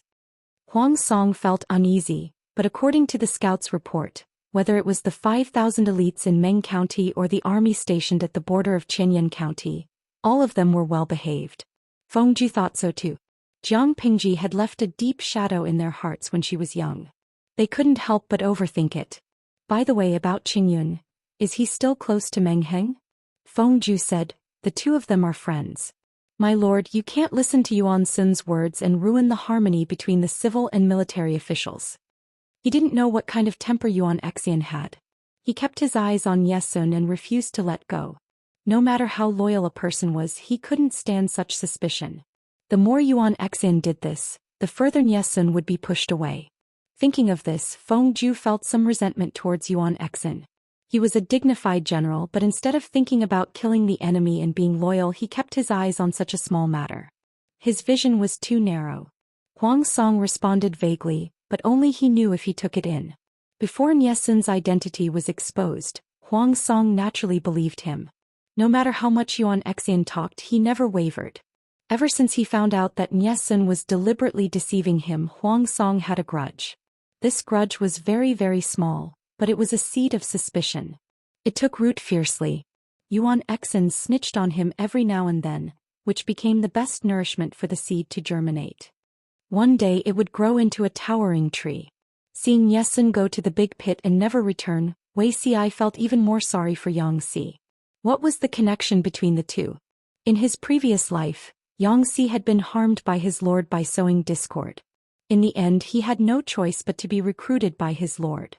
Speaking of Jing Rong, there should be good news coming from his side soon, right? Jiang Pingji had been in Meng County for some time. No matter how good it was still Huang Song's territory. It was needless to say that it was dangerous. She refused to move because she wanted to cover for Yang Si and Dian Yan. In ancient times, the transmission of information was very slow. Even if it was 800 miles at top speed, it still needed a certain amount of time. Qinzhou and Songzhou were separated by the rapid Song River. As long as they seized this important route in advance, the news would be pushed back again and again. When Huang Song received the news that Yang Si and Dian Yan had brought troops to Qinzhou, the situation was basically settled. She wanted to see who would be the one to suffer in silence in the end. Meng Zhan bore the crime of regicide and cleared the way for Huang Song.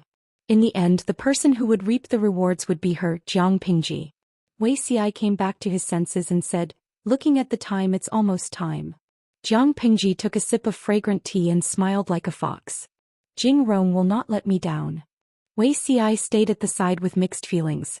In both previous lives, Yang Si had not been able to get rid of his lord. It was clearly fate. Time is still too short. Wei Xi could not help but say something good for Yang Si. If Yang Si did not achieve the expected goal, he hoped that Jiang Pingji would be lenient. After all, Yang Si was already pitiful enough. He had been unexpectedly sent to Hu County by Jiang Pingji for several years. He had been dealing with Su Pei's elite Han Yu all year round. Now he had to lead troops from thousands of miles away to help Qinzhou.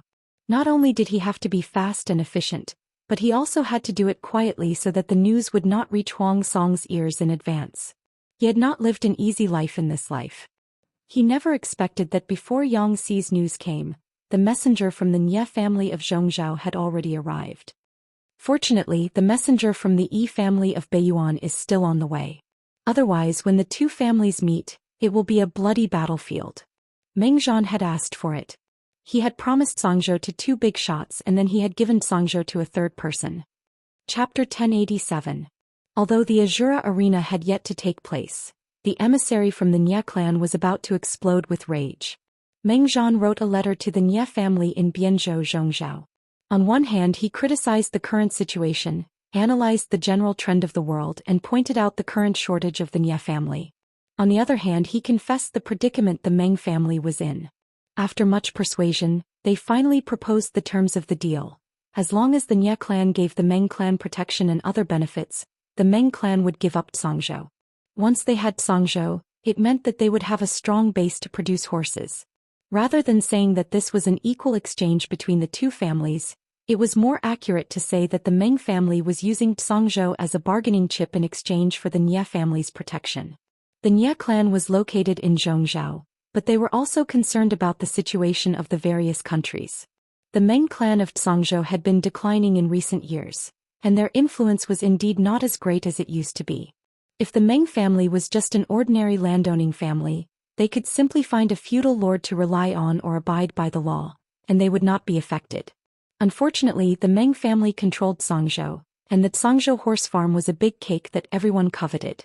Even if the Meng family behaved themselves, Chaoyang would find trouble with them and drag them into the whirlpool of the world's struggle.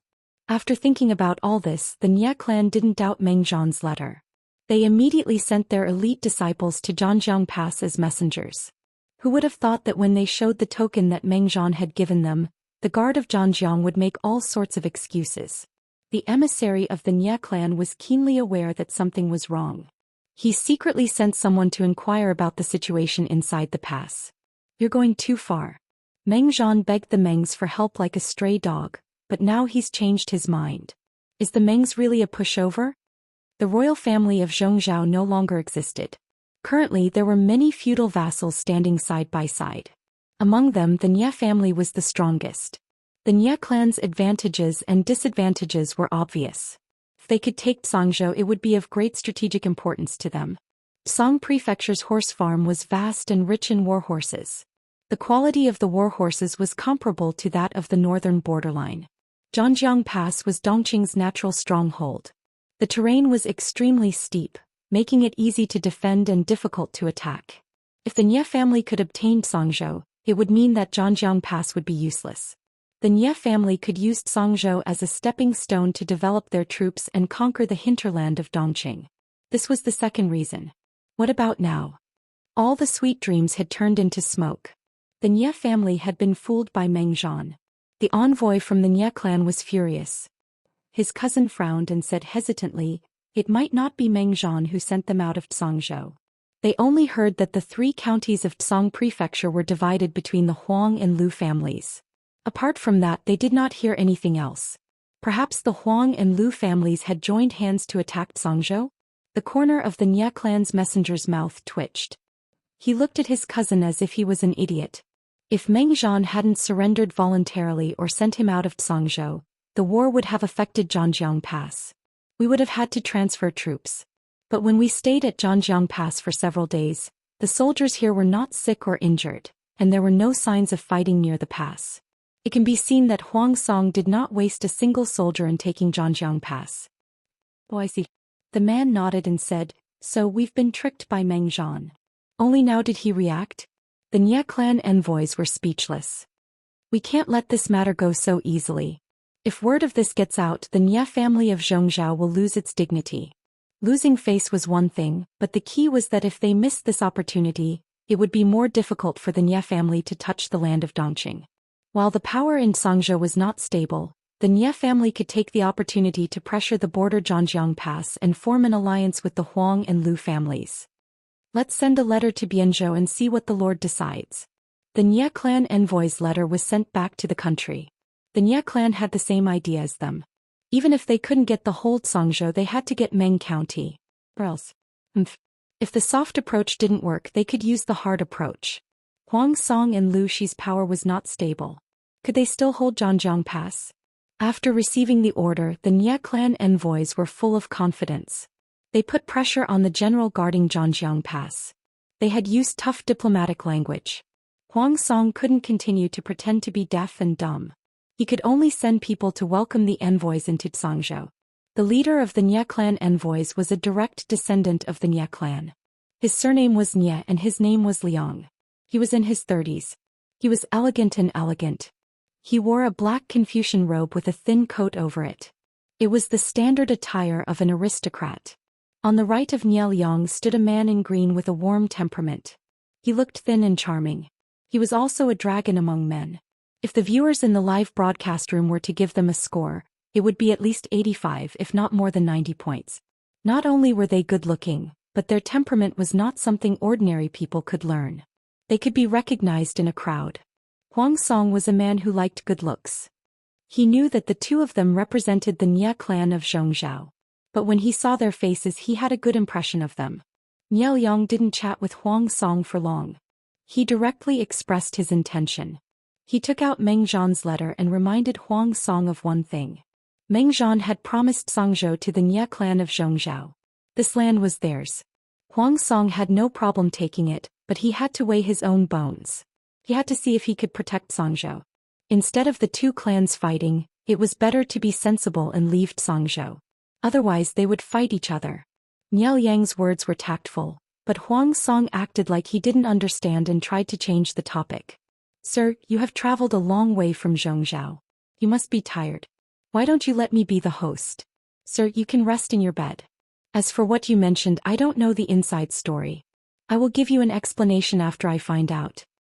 Niao Yang narrowed his eyes and agreed with a faint smile on his face as if he was a jack of all trades. Evasive words. He wanted to see what other tricks Huang Song had up his sleeve.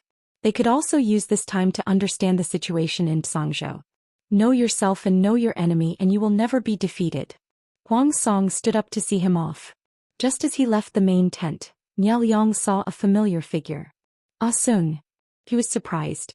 He turned to Huang Song and asked, "Is that Qingyun?" Huang Song was also surprised. "Sir, you know Qingyun?" On the other side, Nye Sun also found someone who shouldn't be in Songzhou. Niao Yang said, "Liang and Qingyun are classmates in the family school. Of course we know each other." After he finished speaking, Nye Sun came forward to greet him. Huang Song then remembered that Nye Sun was the adopted son of the Nye family in Zhongzhou.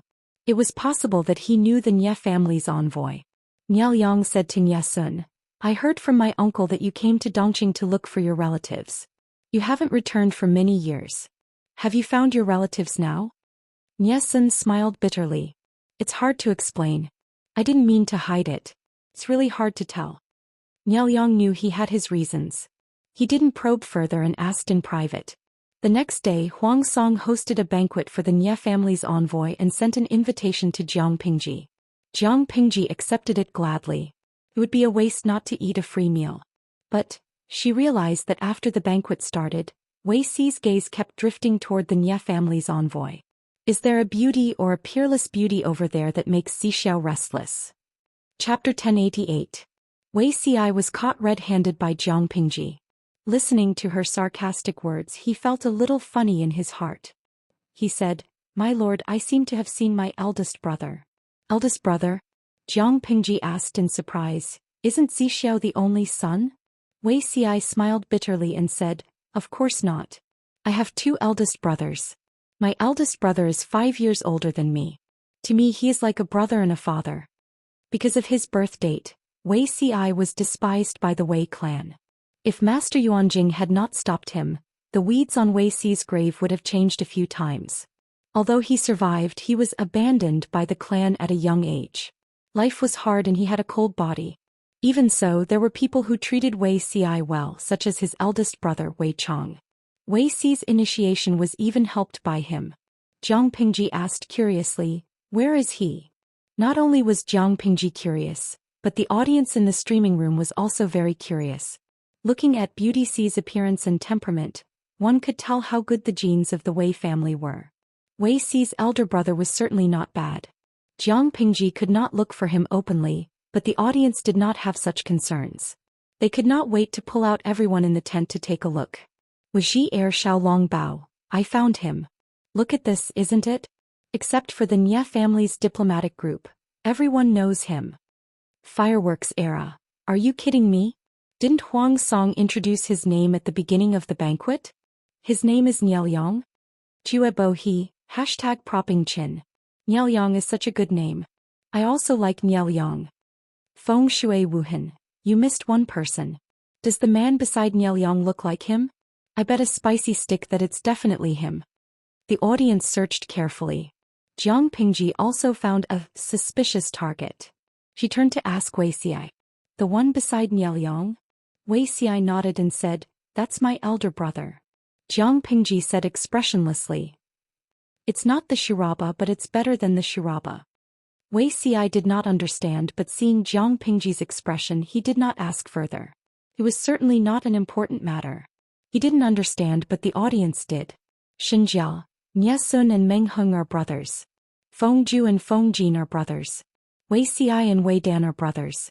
Nye Sun even knows Niao Yang. They're not brothers, but they're more like brothers. They're from 3 different camps. Brothers stabbing each other's hearts. Isn't that the Shuraba? Mos Hang Yunxiu, #picknose. So, the struggle in troubled times is a disguised fight between relatives? Wei Xi's gaze was too obvious. Wei Yong, who was on the other side, also noticed his presence. A look of astonishment flashed across her eyes. Zishan, did you meet an acquaintance? Niao Yang held a wine goblet in his hand as he looked at the dancers dancing below the banquet. His body tilted slightly towards Wei Yong. It seems to be the youngest brother. Wei Xi was not very sure. It was dark inside the tent and Wei Xi was quite far away from him, so he could not see clearly. Is he the younger brother that you always talk about, Wei Xi? Why is he here? Niao Yang frowned. If Wei Xi was here, he would either be in Huang Song's camp or Lu Shi's camp. This was not good news. I heard you say that he stayed in Langyi alone to study? Considering his age, Zi Shao should be over 27 this year. Wei Yong had a fitting smile on his face. He's always had his own ideas and is very stubborn. Whether it's Huang Song or Lu Shi, they both have their strengths and weaknesses. It's not impossible for Zi Shao to choose one of them to become an official. The Wei family of Langyi was in decline. They had no choice but to move out of Langyi County and seek refuge with the Wei family in Zhongzhao's Bianzhou. Everyone shared the same ancestor. Even if they had to live under someone else's roof, it was better than their family declining. Only Wei Xi did not agree and insisted on staying. As a last resort, the Wei family could only leave Wei Xi with some money and let him run his own course. They had not received any news from him all these years. As they talked, Niao Yang secretly inspected the people in the tent, as if trying to find out which younger brother of Wei Yong was. Wei Xi's appearance was outstanding. He would be the most conspicuous in a crowd. Naturally, it was easy to find him. From the looks of it, your precious younger brother has chosen Lu Shi to become an official. Niao Yang smiled. His eyebrows and eyes are somewhat similar to Zishan's. Wei Yong was not surprised by the result. He was rather curious about Jiang Pingji, who was in the limelight. Jiang Pingji's reputation was great in Dongqing. Outside of Dongqing's territory, others would always question the rumors about her. How could a woman be so valiant? Suspicion was bound to be accompanied by contempt. Although Niao Yang and Wei Yong did not belittle her, they were also dubious. Rumors could not be completely trusted, not to mention rumors that were spread by word of mouth and were seriously distorted. It was easy to find Wei Xi in the main tent, but it was even easier to find Jiang Pingji. She was the only red flower among the green leaves in the tent. The atmosphere of the banquet was just right. After 3 rounds of wine, Niao Yang once again brought up the issue of the ownership of Zhongzhou. Huang Song laughed and laughed, but Jiang Pingji said, "The words of a living person don't carry much weight, let alone the words of a dead person. It's been a while since the 7th day of Meng Zhan's death. If he was faster, he might have already drunk Meng Po's soup and crossed the bridge of helplessness. Dead people tell no tales." Niao Yang's expression suddenly darkened. Without waiting for him to speak, Wei Xi, who was beside him, helped to add. Compared to Jiang Pingji's angry tone, his words were much more polite, but also irritating. Meng Zhan is a criminal who killed the emperor, and he is the eternal sinner of Dongqing. How can the Mengs call themselves the ruler of Zhongzhou? This is the first reason. The royal family trusts the Mengs, which is why the Mengs are allowed to stay in Zhongzhou. After all, the Mengs are still the subjects of the royal family, not the ruler. This is the second reason. Meng Zhan has no right to decide the ownership of Zhongzhou. Even if the letter in the messenger's hand is real, the people of Zhongzhou will not recognize it. Even if the royal family had been killed by Meng Zhan, Wei Xi would still use him as a shield. Niao Yang looked expressionless, but he was secretly giving Wei Yong a look. Wei Yong's younger brother was indeed not a good person. He was stabbed by his brother before they even recognized each other. Such brotherly love was really tearful. If that's the case, Magistrate Liu and Magistrate Huang want to push the blame and refuse to acknowledge the debt, right? Jiang Pingji shook the wine bottle gently and leaned against the table. You can't say that. The person who owes the debt is Meng Zhan, not me or Bogeo. As the saying goes, every debt has its debtor. If the Nyes want to collect the debt, they have to find a creditor. If they are quick, they can find a master to summon the soul. The world is in chaos now and the road to the underworld is blocked. Maybe Mengzhan hasn't had the time to reincarnate. It's hard to say. Niao was speechless. He heard that Lu Shi was born in a gentry family, but he didn't expect to meet him in person and act like a hooligan. He was so persistent that it was unheard of. Wei Ci, who was beside him, noticed his brother Wei Yong's gaze. He didn't want to delve into the deeper meaning of that gaze, so he simply closed his eyes and pretended to be dead. If that's the case, Magistrate Lu and Magistrate Huang don't want to give up Songzhou? Jiang Pingji smiled faintly. I am from Dongqing. How can I betray my country? She wouldn't even give up a small hut, let alone Songzhou. It was really asking the wrong person to talk to her about the issue of territory. Jiang Pingji's eyes were burning. She wasn't afraid at all. Huang Song, who was the temporary owner of Songzhou, became a foil. He stayed at the side and cheered for Jiang Pingji. Chapter 1089. The magistrate of Liuzhou is loyal to the emperor and loves his country. Liang is impressed. Even though his heart was in turmoil, Liang remained calm on the surface. It was as if he did not notice Jiang Pingji's arrogance and fearlessness. He had seen many such stubborn people, but in the face of absolute profit, even the gentry would bow down. As the saying goes, it's easy to invite a god in, but it's hard to send him away. The Nie family had already entered the game. How could they leave empty-handed? The current situation was clear. Songzhou was too big and the people who coveted it were too strong. Whether it was Huang Song or Lu Shi, they could not defend Songzhou with their individual strength. Not only could they not defend it, but they would also get themselves killed. Instead of being greedy and occupying the entire Songzhou, they might as well retreat in order to advance and give some of the benefits to the Nie family. They could gain the most benefits with the least amount of effort. Liang smiled faintly and bowed with his hands folded in front. It seemed like a compliment, but the smile on his lips was meaningful. Loyal to the emperor and love his country? As the most powerful feudal lord in Dongqing, Jiang Pingji obviously had an army. The words loyal to the emperor and love his country were a mockery. Jiang Pingji would smile faintly and raise the wine bottle in her right hand to toast Liang, shamelessly accepting his compliment. You flatter me. Even though the royal family is declining, it is my duty to defend the land and protect the people. I dare not forget it for a moment. So what if she was a rebel and a traitor who had an army? Jiang Pingji asked herself if she was worthy of the land under her feet and the people living on it. That was enough. Furthermore, what the Nie family had done in Zhongzhou was no better than what she had done. The two were about the same. Did the crow want to laugh at the pig? Jiang Pingji was about to expose the Nie family's past. Wei Ci saw her eyes turn cold. His heart skipped a beat. He could vaguely guess what she wanted to say. If she really said it, wouldn't she offend the Nie family? Wei Ci secretly tugged on Jiang Pingji's sleeve. She seemed to feel it and swallowed the words she was about to say. I have something to say. If I offended you in any way, please forgive me. Before Liang could say anything threatening, Wei Ci smiled and continued Jiang Pingji's words. Birds of a feather flock together. Forgive me for my rudeness, but a traitor like Mengzhan is rare in the world. This person did not think of the emperor's kindness and preyed on the people, causing the people under his rule to have no way to live. For his own personal gain, he actually betrayed Songzhou. In the future, he would be recorded in the history books as a treacherous official who would go down in infamy for thousands of years. Ci had heard that the Nie family of Zhongzhou was a truly noble and distinguished family. They had been around for hundreds of generations and had nurtured countless sages and famous scholars, celebrities and capable officials.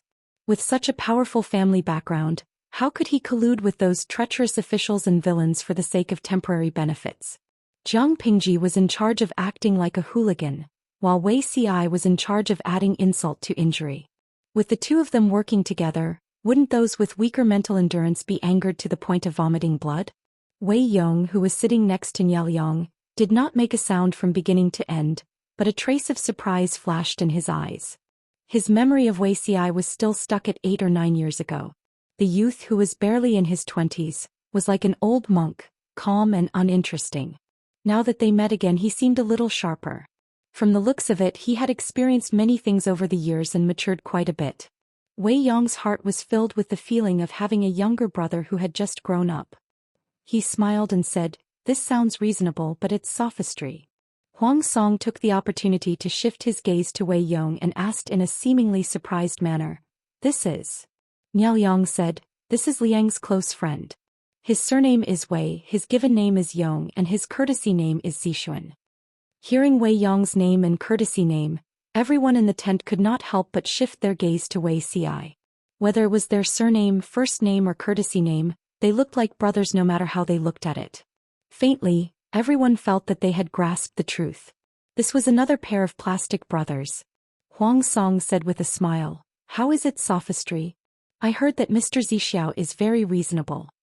Wei Yong said, now that there are 5 countries in the world, Nanxing has been destroyed, the 4 factions of Nanman are vainly trying to overthrow the orthodoxy, Dongqing's royal family is declining and Zhongzhou is not far behind. The remaining Beiyuan and Xichang are in turmoil within their borders. China is divided, feudal lords are rising, barbarian horses are trampling, and rebellious officials are domineering. This is the sign of a chaotic world. At present, only the arrival of the Holy Emperor can turn the tide and help the Xia kingdom. People say that those who speak benevolently die, while those who are ambitious and ruthless prosper. I also despise Meng Zhan's actions. However, are the people guilty? My lord has no other intentions, he just wants to protect the innocent people and prevent them from being plunged into misery and suffering. The district magistrate also said that protecting the people is part of his duty. As long as it can protect the people, why can't I sacrifice myself? As soon as he finished speaking, the atmosphere in the tent was like a cold current rushing through, and the temperature dropped by several degrees. Jiang Pingji restrained her frivolous attitude, and there was a hint of sternness in her eyes. This gentleman is really eloquent, Wei Yong replied calmly, every word and sentence is from the bottom of my heart. Who would believe that? Although she was choked back, Jiang Pingji was not embarrassed or annoyed. Instead, she revealed a calm smile as if she did not care.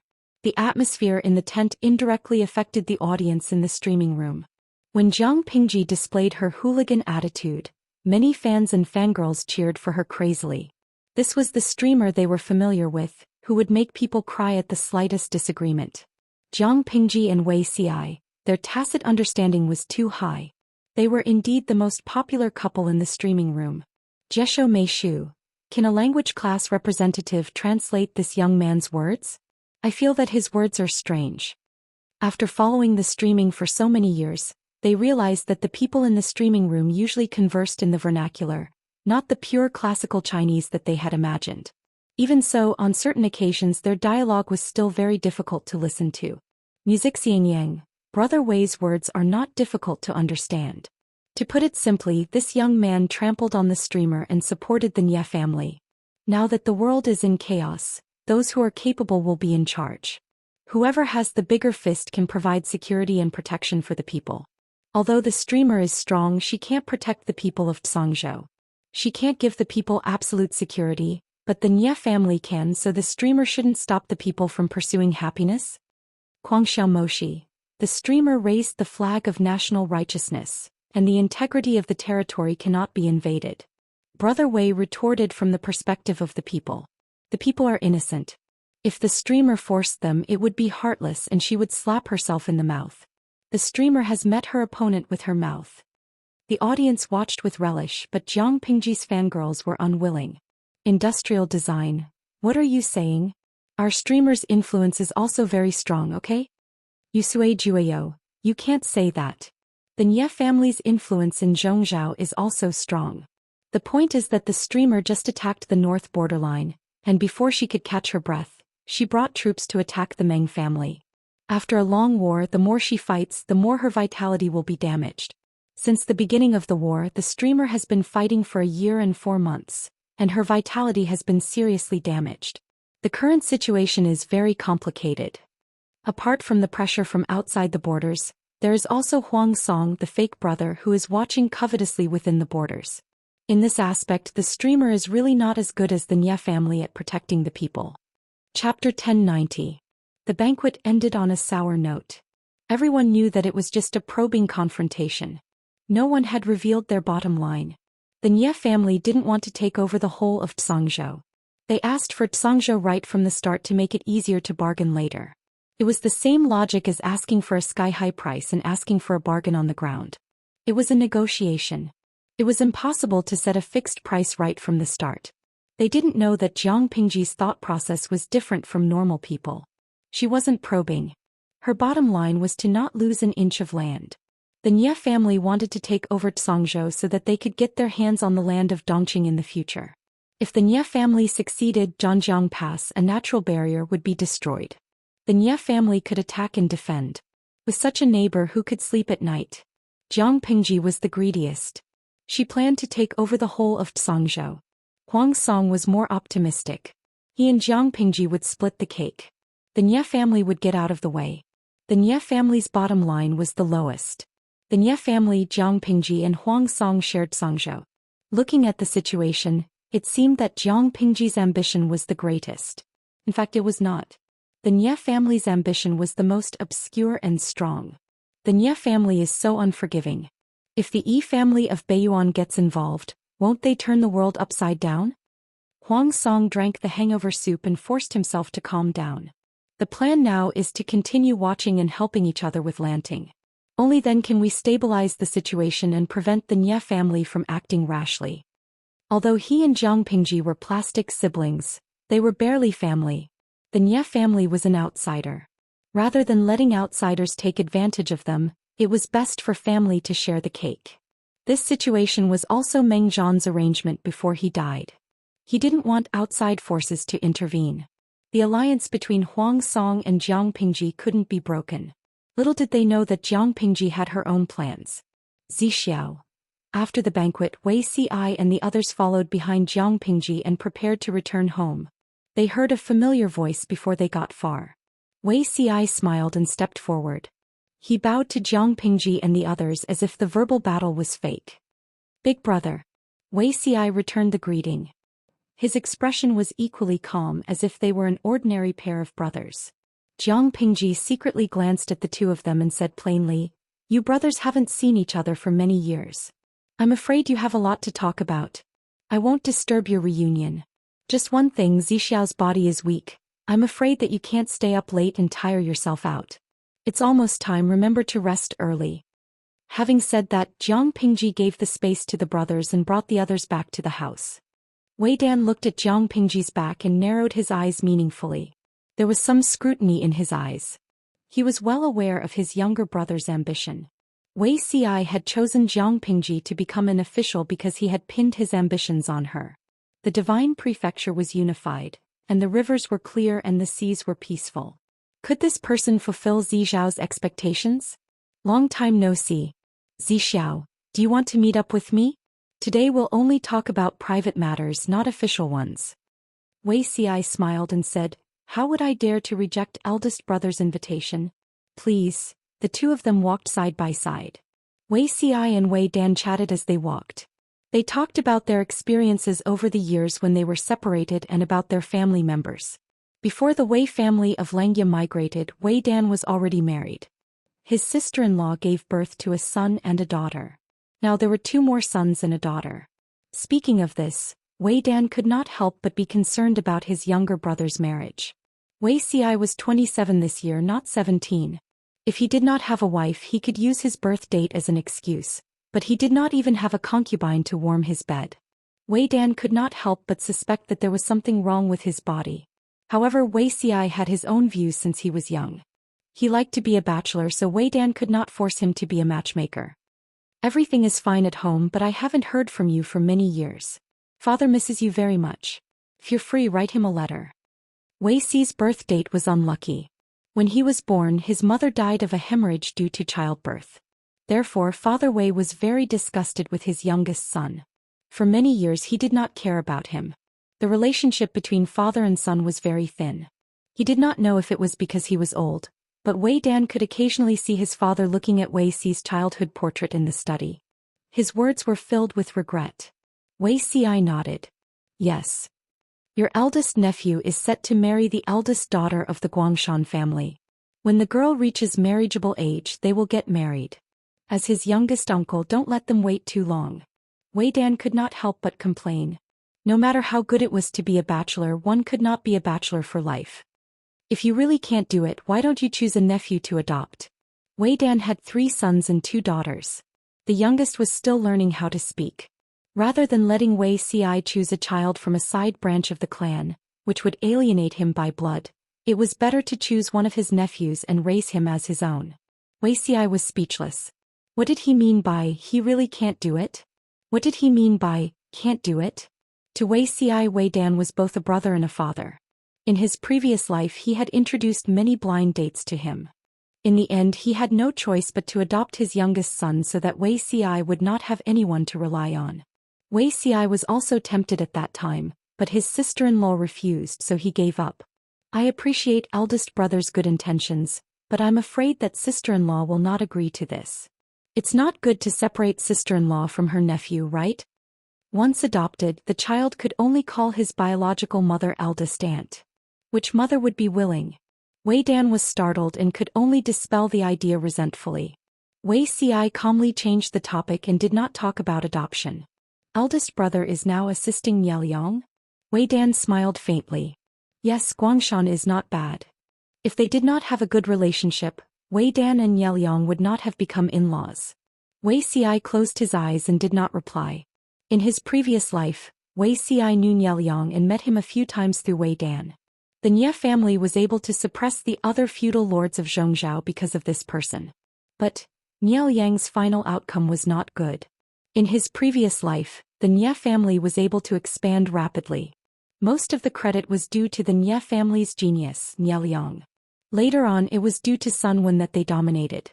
Although the Nie family was full of talents, the family was not as united as an iron bucket. Struggles between the heirs were common. As the Nie family's influence in Zhongzhou grew, the struggles between the heirs became more and more intense. Liang died before he was 35. He died in the family's infighting and all his children were implicated. Looking at the time, Liang should be close. In this life, if the Nie family killed Liang, would there be a late bloomer Sun Wen to turn the tide? Countless thoughts flashed through Wei Xi's mind, but there was no change in his expression. Even though he knew that Liang's death would make his eldest brother Wei Dan depressed for life, Wei Xi had no intention of reminding him. After talking for a while, Wei Xi saw that the sky outside the tent was getting dark and offered to take his leave. Wei Dan did not urge him to stay. Instead he got up to send him off. After sending Wei Xi off, Wei Dan turned to return to the house. Hearing about him is not as good as meeting him in person. Your younger brother is a dragon among men. Liang said with pity. Why did he stay in Langya back then? Wei Dan said, I don't know. He did not say the reason. Chapter 1091.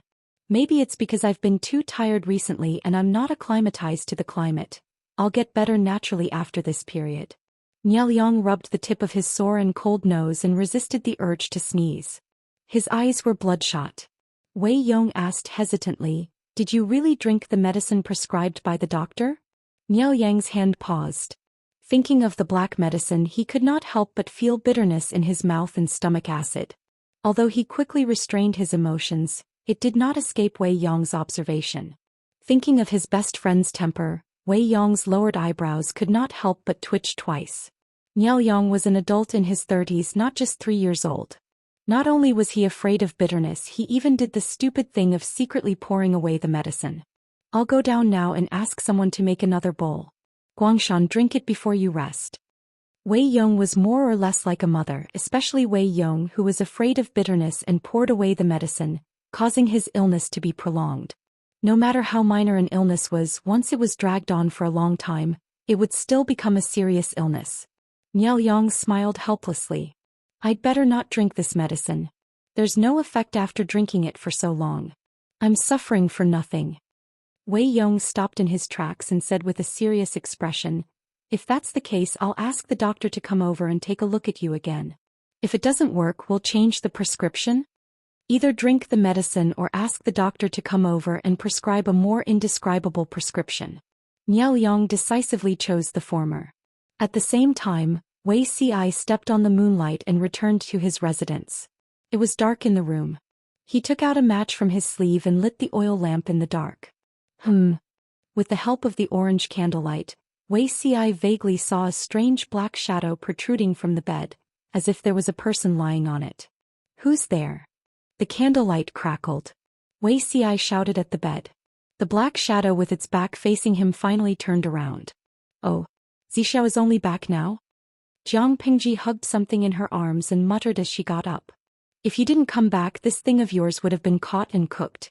Newborn calves are not afraid of tigers. If it wasn't for the servants who brought it back, it might have been gone. Wei Xi knew who it was the moment he heard the voice. He felt relieved and continued to light other candles. The dark room gradually became brighter. Because Jiang Pingji got up, the black and white meatball, which had finally fallen asleep, groaned in dissatisfaction and opened its big watery eyes. Smelling a familiar scent, it stretched out its two meaty claws in Wei Xi's direction, as if asking for a hug and a kiss. This thing has become a spirit. You even dare to rob my people. Jiang Pingji mercilessly poked the black and white meatball's forehead, causing it to roll on the ground. My lord, are you still jealous of animals? Wei Xi was amused. He raised his hand and scooped up the little fellow.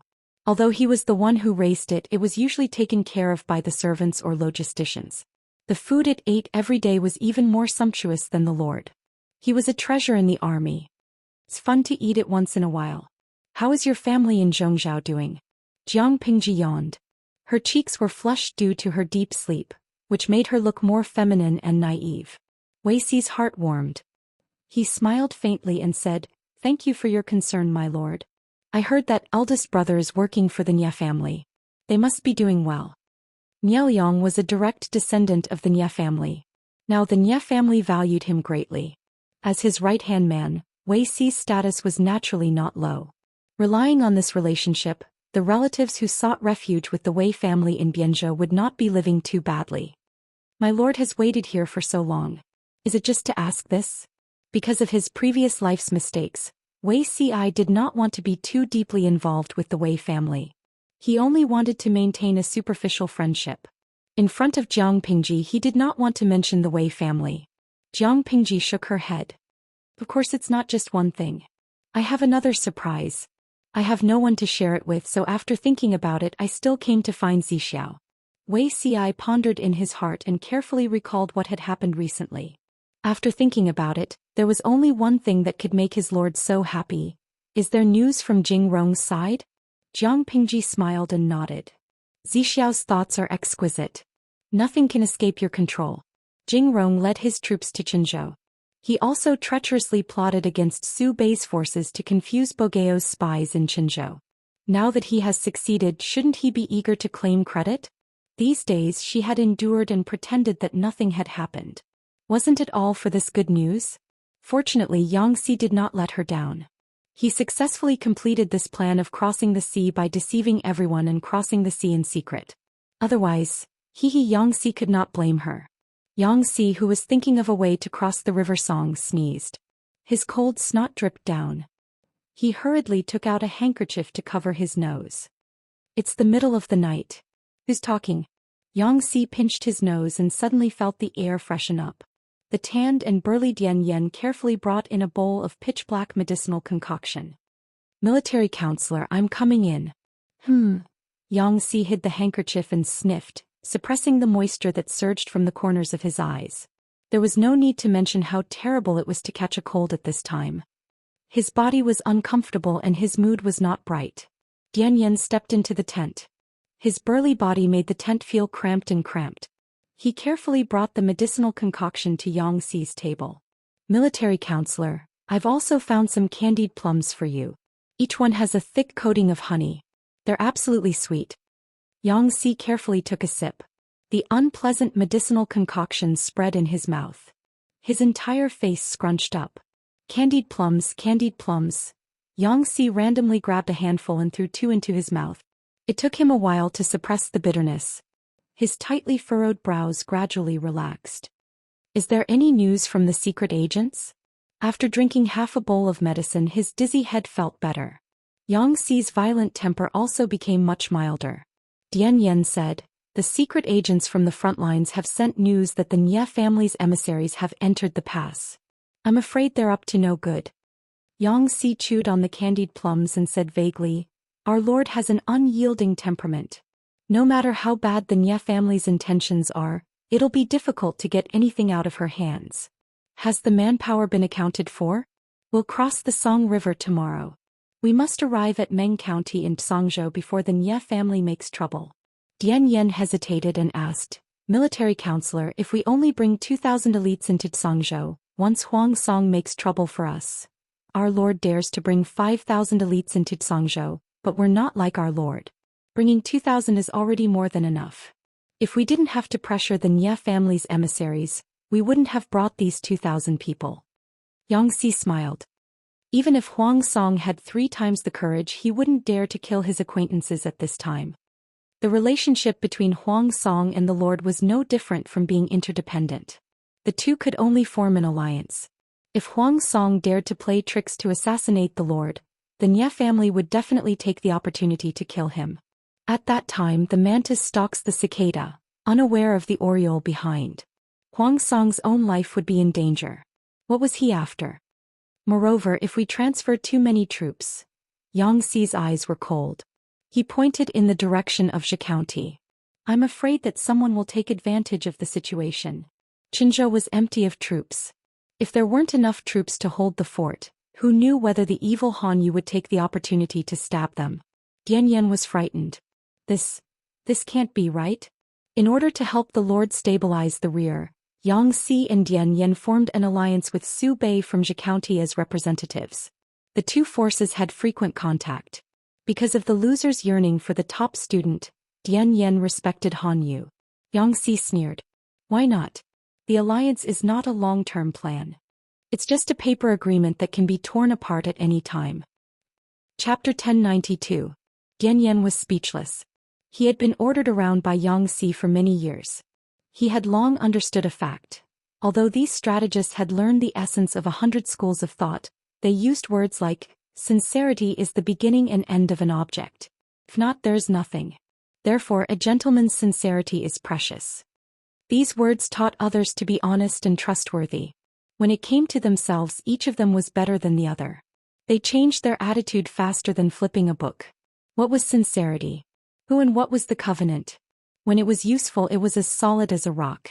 Once it was no longer useful, it was too crude to be used to wipe one's ass. Dian Yen thought of Xianxia and Hanyu.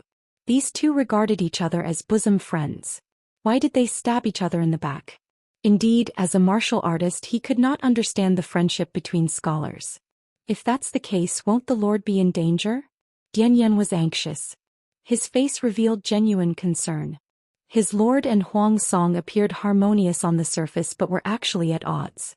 If Su Bei took the opportunity to cause trouble, wouldn't the Lord be faced with enemies on both sides? Xianxia frowned as he drank the rest of the medicine.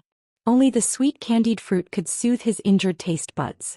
The Lord is in danger? It was as if he had heard the funniest joke in the world. Xianxia had known Jiang Pingji for so many years. He had only seen her make others suffer. He had never seen anyone make her suffer. Meng Zhan was the first person to suffer, but his ending was obvious to all. Xianxia did not think that his lord would fall here. Deputy Commander Dian, you are wrong. Our lord will not suffer any losses. Regarding this, Xianxia was full of confidence. Before Meng Zhan died, he had laid out a dead end. It was obvious that he wanted to support Huang Song and Jiang Pingji to fight. He wanted to use this opportunity to exhaust her strength and make her suffer. Unexpectedly, Jiang Pingji reacted immediately. She dispatched Xianxia to lead troops into Qinzhou. This was a dangerous move. If Xianxia was incompetent or harbored other intentions, not only would she lose Qinzhou and Zhangzhou, she might even lose Zhou County. This was a complete and utter gamble. If she won the gamble, she would break out of this predicament. If she lost the gamble, her life would be in danger. Faced with such a huge risk, she had high hopes for Xianxia. She did not have any unnecessary suspicions or doubts. Even Xianxia could not help but be speechless with such trust and importance. My lord treats me as a scholar of the state. I shall repay him as a scholar of the state. Even though it was difficult, Xianxia still lived up to his mission in the end. He seized every second to control the entire territory of Qinzhou and lived up to his trust. However, no matter how skilled Xianxia was, he could not completely stop the spread of the news. At most, he could delay it for a while. Although the time was short, it was enough. Late at night on the third day, Huang Song was in the middle of a discussion with several of his trusted strategists. There was a faint noise and clamor coming from outside, but it didn't take long before it subsided. He frowned and asked, "What happened outside?" The contents of his discussion with his confidant were all confidential. If it was accidentally overheard by others who knew how much damage it would cause. Not long after, a ragged beggar with unkempt hair was brought in. This person's appearance was extremely unkempt. His face was stained with filth and dried black blood. Only his eyes were still somewhat spirited. "Reporting to my lord, I found a secret letter on this person." The deputy general who was guarding Huang Song stepped forward and said, holding a small bamboo slip that was less than the width of a palm with both hands. He claimed to be the deputy envoy of Qinzhou General Yuan En. "I saw him acting suspiciously, so I sent people to arrest him." After arresting the suspicious person, this guy still shouted that he was the deputy envoy of Yuan En and said that he had something important to tell Huang Song in person. "Yuan En? This person is under Commandant Yuan En?" Huang Song's heart skipped a beat. He quickly grabbed the small bamboo slip and used his fingers to untie it. His palms were sweating because of nervousness and worry. He received a letter from Qinzhou at this time, and the messenger was a deputy envoy with a lame and disheveled appearance. This made him very uneasy. When Huang Song ordered someone to bring a lamp and use the candlelight to read the tiny words on the bamboo slip, the lame deputy envoy cried and begged for mercy. "Greetings, my lord." The lame deputy envoy was originally quite strong, but in order to avoid Xi's search he had to disguise his identity. He ate the wind and drank dew every day, so he was extremely thin. His ragged clothes hung on his body. He cried and said, "Commandant Yuan En ordered me to risk my life to deliver this secret letter, lest you fall into Lu Shi's trap." Lu Shi sent troops to attack Qinzhou and imprisoned Commandant Yuan En. Qing Jing and the others heard the commotion and quickly went forward to ask for details. Feng Zhu's face was very ugly, as if it had been painted black. "Who on earth led troops to attack Qinzhou? What is the current situation of the general who was originally stationed in Qinzhou? Quickly tell me the truth that you know. Don't leave anything out." At this moment, countless thoughts whizzed through Feng Zhu's mind. Jiang Pingji's main force was still at the border of Qianyan County. She only brought 5,000 elites to be stationed outside Meng County. How could she have the strength to attack Qinzhou? Other than that, Qinzhou and Songzhou were neighbors, separated only by the Song River. If Qinzhou was in trouble, why did the news only arrive now?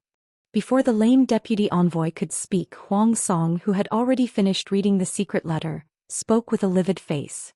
"There's no need to ask. Huaijie will understand after reading this."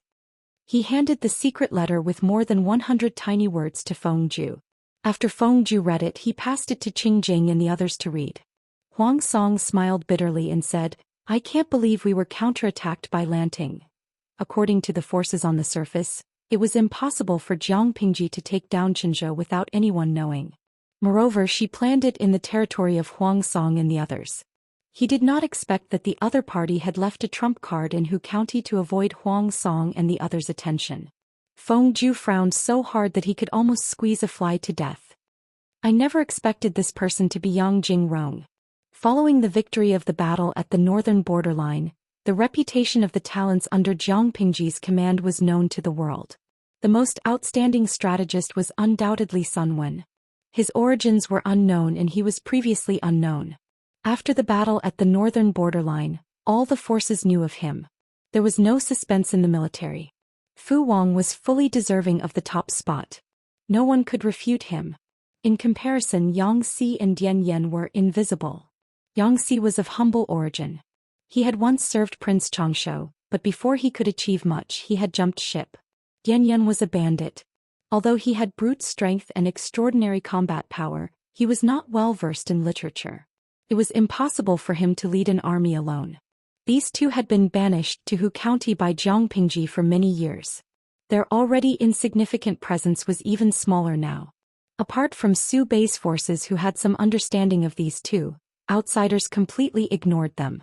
They never expected that they would amaze the world with a single brilliant feat. Yang Jingrong? It's him, Yang Si. Huang Song found the relevant memories in his mind. His expression became increasingly ugly. The relationship between Yang Si and Huang Song could only be described as an ill-fated relationship. Back then, when the royal family of Dongqing had just moved the capital to Qinzhou, Yangxi was still serving under Prince Changshu. With Feng Zhu's assistance, Huang Song made many military achievements. He led his troops and caused many problems for Prince Changshu. Chapter 1093. Not long after Yangxi assisted Prince Changshu, he jumped ship and kicked out his old boss. Yangxi, who had nowhere to go, went to Huang Song, who knew that the gatekeeper of Huang Song's mansion would look down on him and deliberately suppressed Yangxi's visiting card, making Yangxi wait in vain for a few days. Yangxi was proud and arrogant. He simply took his boy servant to Wanzhou and went to Wei Xi. He fell into a trap. It could be said that if the gatekeeper had not stopped him, Yangxi would have stayed in Huang Song's tent. But what happened? After a few years, Yangxi reenacted the scene from back then. He once again ruined Huang Song's plan and caused him to suffer. Fate was too wonderful for words. Memories of the past flashed through Huang Song's mind. The nerves at the corner of his mouth twitched uncontrollably. He owed Yangxi 1.8 million strings of coins in his previous life, didn't he? Why did he only take advantage of him? Qingjing read the letter. His sword-like eyebrows furrowed as if they were about to form a knot. Nie Sun, who was beside him, had the same expression. Qinzhou had been taken away by Jiang Pingji. It would be difficult to get it back. He never expected her to be so bold. A trusted strategist in the tent said, "What does Lu Shi mean by this? Attacking Qinzhou without any regard for the alliance between the two families?" The envoy from the Nie family of Zhongzhou is still in Songzhou and is eyeing Songzhou covetously. At this juncture, if the Huang and Lu families fight, it will benefit the enemy for no reason. Jiang Pingji seemed to be a bit rebellious, but her performance was considered good. She did not seem like a reckless person who disregarded the overall situation for her own benefit. At this moment she suddenly attacked Qinzhou. Who would believe that she did not do it on purpose? Even a ghost would not believe such nonsense. Qingjing sneered. What other intentions could she have? She was dissatisfied with the previous loss and wanted to find a way to get back at us. Under normal circumstances, Jiang Pingji would have half of Songzhou and Qinzhou. But because of Meng Zhan's scheme, the entire Qinzhou and Songzhou counties were in Huang Song's pocket. The whole process was effortless. It would be strange if Jiang Pingji could bear it. The strategist also thought of this. His face became gloomy and his tone was a bit cold. Even so, all this was planned by Meng Zhan. My lord just went with the flow. She did not care about her friendship with my lord and attacked you from behind. It was despicable. Qingjing's lips curled into a mocking smile.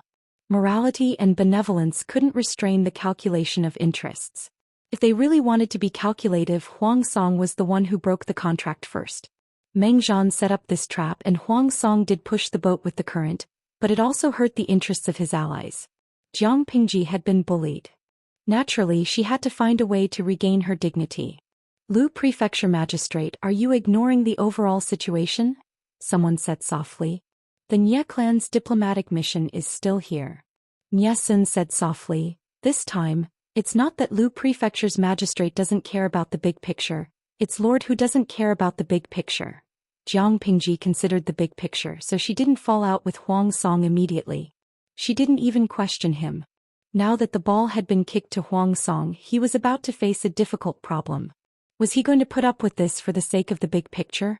Or should he go to interrogate them and take back Qinzhou? The world was in chaos and the territory belonged to whoever conquered it. If Huang Song went to ask for it, he would most likely return empty-handed and become a laughing stock. This was secondary. If the two sides could not come to an agreement on this issue, the already fragile alliance would collapse in an instant. When the sandpiper and the clam fought, the fishermen benefited. If Huang Song and Jiang Pingji fought, it would only benefit the Nie clan in the end. For the sake of the big picture, Huang Song had to accept this loss. He sent someone to negotiate with Jiang Pingji and come up with a plan that satisfied both sides. No matter what the most important plan was, Huang Song couldn't avoid losing a lot of money. Everyone in the tent thought of this and their expressions became much gloomier. For a moment the surroundings were silent. Only the crackling sound of the burning candles could be heard. After a while Huang Song sat back in his seat in a daze. He said in a dejected tone, "Leave this matter to Huijie and Yumo." Qinzhou, which they had just obtained, was about to change hands. It would be a lie to say that they didn't feel heartache. Everyone looked at each other. They all wanted to stop it, but they couldn't think of a way to break the situation. Qing Jing and Feng Ju could only accept the order. Nie Sun said, according to the letter, after Yang Si brought his troops into Qinzhou, he didn't start a massacre. He only imprisoned Commandant Yuanan. In my opinion, Lu Prefecture's magistrate doesn't want to break the alliance with the Lord at this time. Most likely there's still room for negotiation. Jiang Pingji indeed didn't kill all of Huang Song's soldiers. Except for those who were injured during the battle, the other captives were imprisoned and guarded. Huang Song frowned and asked Nie Sun, "What do you think, Qingyun?" Nie Sun deliberated and said, "In my opinion, Lu Prefecture Magistrate may not want Qinzhou." Not Qinzhou? Why did he bring his troops to attack Qinzhou instead of Qinzhou? Why do you say that? Huang Song asked. Nie Sun cupped his hands and said hesitantly, "Qinzhou is located in the south, but Lu Prefecture Magistrate's territory is in the north." Huang Song frowned and got up to take a great universal geographical map. He looked at it carefully. Jiang Pingji's territory was all concentrated in the north. Beijiang, Chongzhou, Wanzhou County and Qianyan County in Songzhou. If Qinzhou was taken, Qinzhou had little to do with Jiang Pingji's territory. It was also separated by Huang Song's Songzhou and Songzhou. Seeing this, Huang Song suddenly understood something. Nie Sun said, "I'm afraid Lu Prefecture Magistrate wants to exchange Qinzhou for Songzhou and Songzhou." Nie Sun was not the only one who understood this. Qing Jing and Feng Ju also knew this. Because Jiang Pingji had a request, there was room for bargaining in the negotiations. "No, Songzhou and Songzhou," Huang Song refused without thinking. The pained expression on his face deepened. The two fattest pieces of meat in Songzhou were the two counties in Huang Song's hands. The horse resources were concentrated there. If Songzhou and Songzhou were exchanged for Qinzhou, it meant that Jiang Pingji had the entire Songzhou in her hands. Beijiang and Songzhou were war resources that the military would fight for. The horse farms were in these two places. Without war horses, their combat power would be lower. How could they fight for the world and fight for supremacy? Huang Song was distressed. How could the other strategists not be distressed? Songzhou and Songzhou had finally gotten their hands on it, but now they were forced to give it up. Who wouldn't be upset? The strategists looked at each other. They voted with their eyes and chose Feng Ju as the representative to appease Huang Song. Feng Ju stepped forward and said, "My lord, it's better to make a decision as soon as possible." Huang Song was distraught. "My lord, you must know that what you lose, you gain. It's not impossible to exchange Songzhou and Songzhou for Qinzhou." Huang Song calmed down. He had always been willing to listen to Feng Ju. "Huaijie, what do you mean?" "It's a pity to lose Songzhou and Songzhou, but it may not be a blessing for Lu Prefecture Magistrate to take Songzhou. Beiyuan is eyeing Yumen Pass covetously. Zhangjiang Pass is guarding against the ambitious Nie family of Zhongzhou. My lord is in Haozhou and Qinzhou. Zubei is in Hu County and Hu County." Huang Song looked down at the great universal geographical map. His expression suddenly changed. According to Feng Ju, Jiang Pingji was surrounded by enemies. Chapter 1094. The people in Jiang Pingji's tent also thought about what Feng Ju was worried about. Choose the lesser of two evils and choose the greater of two benefits. Prefecture Magistrate Huang isn't an ordinary person. If we give up Songzhou, he only needs to cultivate in peace for a few years and he'll be able to soar into the sky with a single leap. He'll develop into a thorn in the side of my lord. Feng Zhen smiled and squinted his eyes. His eyes shone brightly as if he was calculating something. In comparison, Qinzhou is a rich and populous place, but because of the imperial family, its vitality has been greatly damaged. It won't be able to do much in the short term. In this chaotic world, developing well didn't mean that one would be able to walk to the end. If his fists weren't strong enough, even if he managed his territory well, he would only end up benefiting his opponents. After some deliberation, they insisted that Songzhou was more valuable than Qinzhou.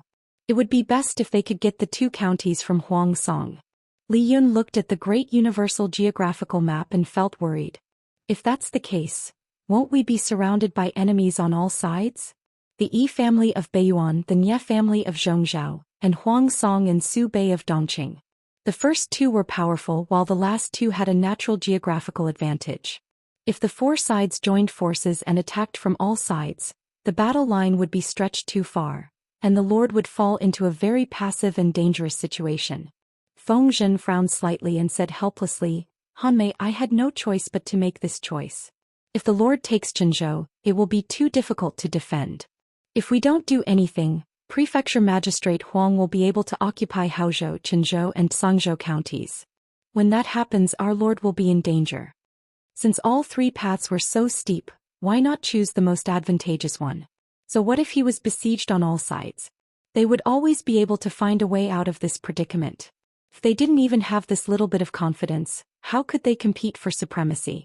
Li Yun thought about it carefully, his handsome face showing signs of worry. He wished he could topple the mountains and overturn the seas, cleansing the world for his lord. Meng Hing thought about it carefully. He seemed to have thought of something and his furrowed brows gradually relaxed. Jiang Pingji noticed his expression and asked, "Sergio, do you have any good ideas?" Meng Hing stepped forward. Hing thought of the school of vertical and horizontal. School of vertical and horizontal? Meng Hing nodded and said, "The school of vertical and horizontal is one of the 100 schools of thought. The first prime minister of the great Xia dynasty, Huang Fuxiu, absorbed the strengths of hundreds of schools of thought. He used the techniques of the school of vertical and horizontal to make friends with distant countries and attack their neighbors. Finally, he assisted Emperor Taizu of the Xia dynasty in unifying the 9 states. My lord exchanged Sangzhou and Sangzhou counties from Governor Huang. It seems like she will face the predicament of being surrounded by enemies on all sides. But if she uses a series of moves, she will definitely have a chance of survival." When De Xia was first established, there were hundreds of schools of thought that challenged and contended with each other. Different schools of thought competed with each other and the atmosphere of academic research was strong. This wave did not last for long. When Prime Minister Huang Fuxiu was executed, the imperial court ordered that Confucianism should be the only one to be respected and other academic schools should be suppressed.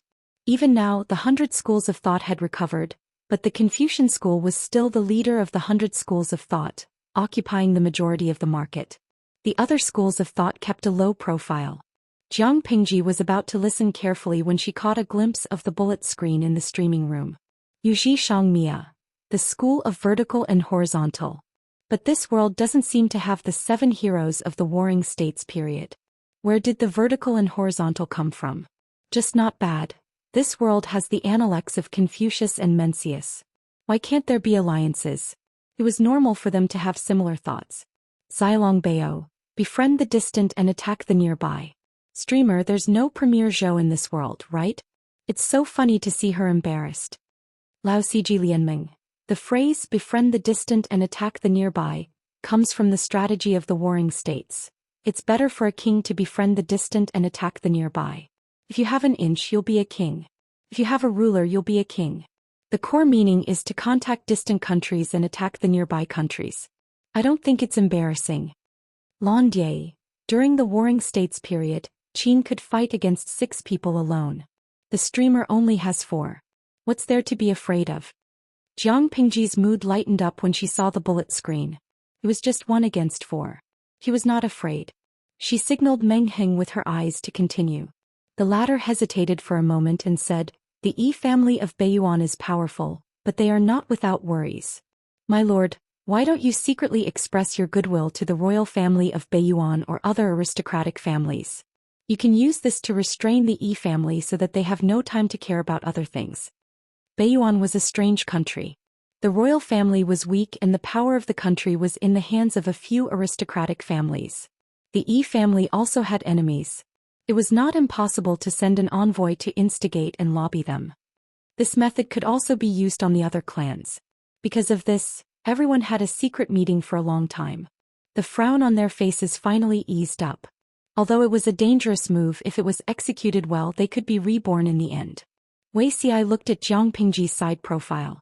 His eyes were like rippling spring water, shining with an intoxicating gentleness. He was very glad that God had given him a second chance.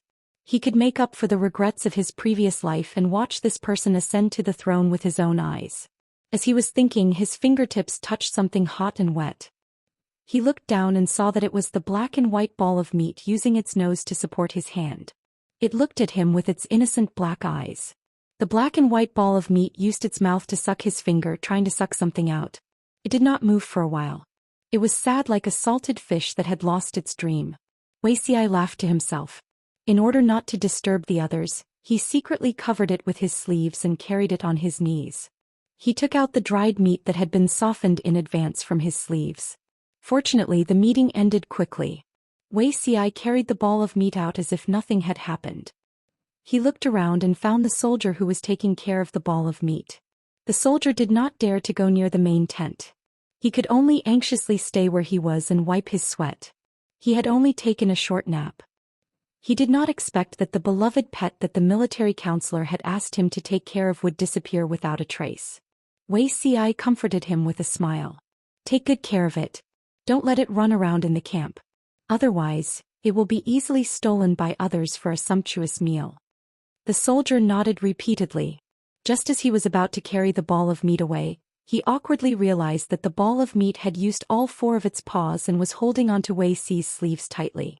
It kept making sounds of grievance as if it was complaining about a scumbag who had abandoned his wife and daughter. Wei Xi raised his hand and patted its head. He said gently, "Don't be angry." The soldier secretly peeked at Wei Xi. Seeing his gentle expression, he could not help but be secretly speechless. The teacher was indeed an immortal who had descended to the world. No matter what he did, he looked so good. Those who know the inside story know that you are raising a pet. Those who don't know would think that you are raising a child. Fengzhen followed him and found that Wei Xi's loving father attitude was pure and natural. He was even more skilled than an experienced driver. If Zixiao had a child, wouldn't he be pampered to the heavens by you? Fengzhen joked with a smile. Wei Xi's expression dimmed a little. He said coldly, "Excessive pampering is the same as overpraising him to death. Zixiao is quite understanding. He really does not look like someone who does not have a family." Wei Xi's eyes narrowed as if asking, "Is this the reason for you to trick Feng Yi?"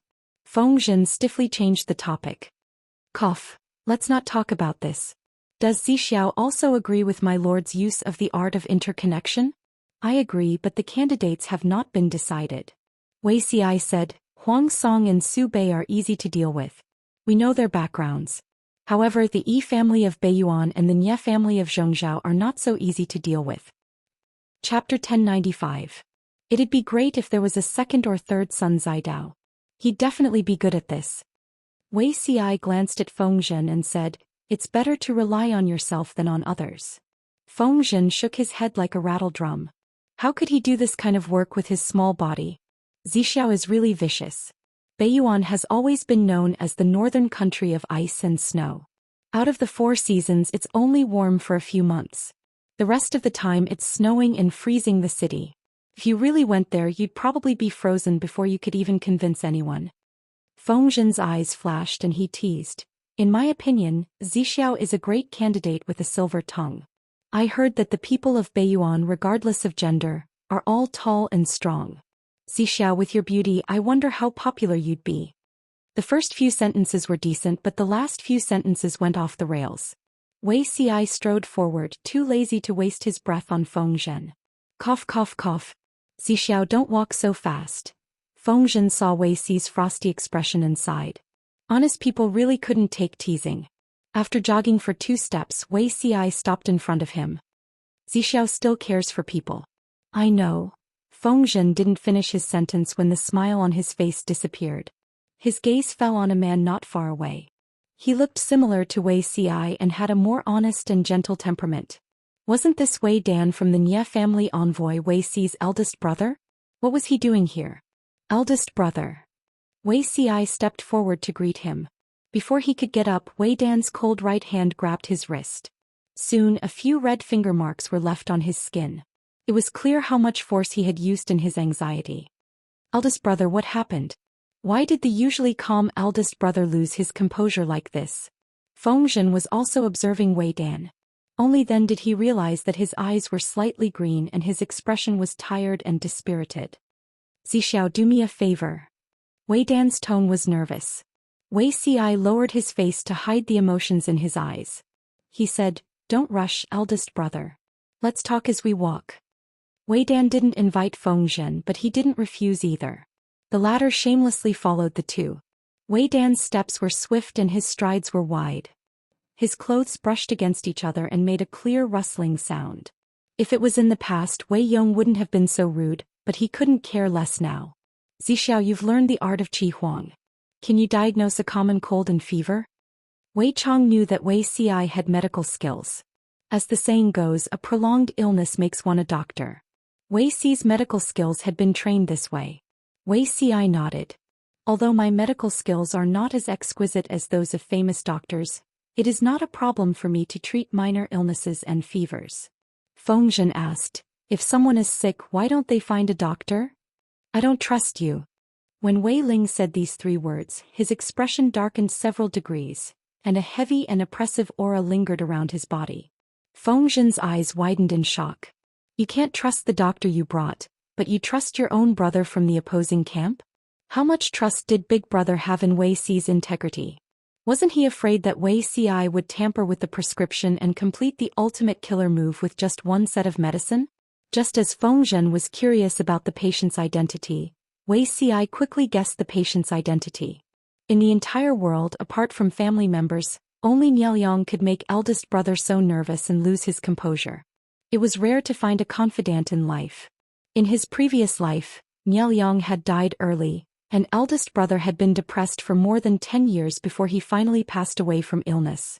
Following Wei Ling's footsteps, Wei Ci and Fengzhen entered the Nye family's quarters. Before the two entered the courtyard, they smelled the scent of medicine in the air. Wei Ci secretly twitched his nose, his brows furrowing. Guangshan Zixiao is here.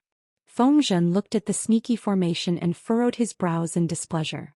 At the same time, he was secretly glad that he had followed.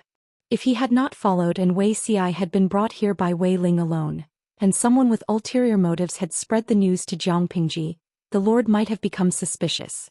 Entering the room, the scent of medicine in the air was even stronger, mixed with an indescribable sour smell. Just as Wei Ling finished speaking, the two of them heard a heart-wrenching cough. Wei Ci was startled. It had only been a few days since they had last seen each other. Why had Nielyong become so ill? Nielyong lay on the bed, his cheeks pale and his lips chapped. Faint bruises could be seen at the corners of his lips. I haven't seen you for a few days. Why have you become like this? Nielyong struggled to sit up. He looked very weak, as if his vitality had been sucked away by something. He smiled bitterly and said, "Why did Zixuan invite your younger brother here? The doctor has already taken a look at me. It's not a serious illness." With that, he said to Wei Ci and Fengzhen, "Forgive Liang for being too ill to entertain the two of you. Please help yourself." Wei Ling said, "Zixiao's skills are not bad. No matter what, let him take a look. If he is really fine, Liang will be at ease." Nielyong could not dissuade his best friend, so he could only smile apologetically at Wei Ci. "Thank you, Zixiao, for making this trip." Wei Ci nodded and lifted the bedding. He let Nielyong stretch out a hand and carefully feel his pulse. Nielyong was seriously ill. His pulse was much weaker than an ordinary person's. It was sometimes strong and sometimes weak. This pulse. Wei Ci paused and turned to ask Wei Ling, "What did the other doctors say?" "They only said it was a common cold. They prescribed a few prescriptions, but Guangshan's cold did not improve." Wei Ling frowned. He even revealed the matter of Nielyong secretly pouring out the medicine.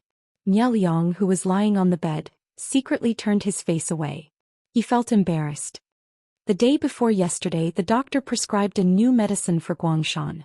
I watched him drink it, but not long after, Guangshan's condition worsened rapidly. I checked that prescription and the dregs of the decoction. They were all for a cold.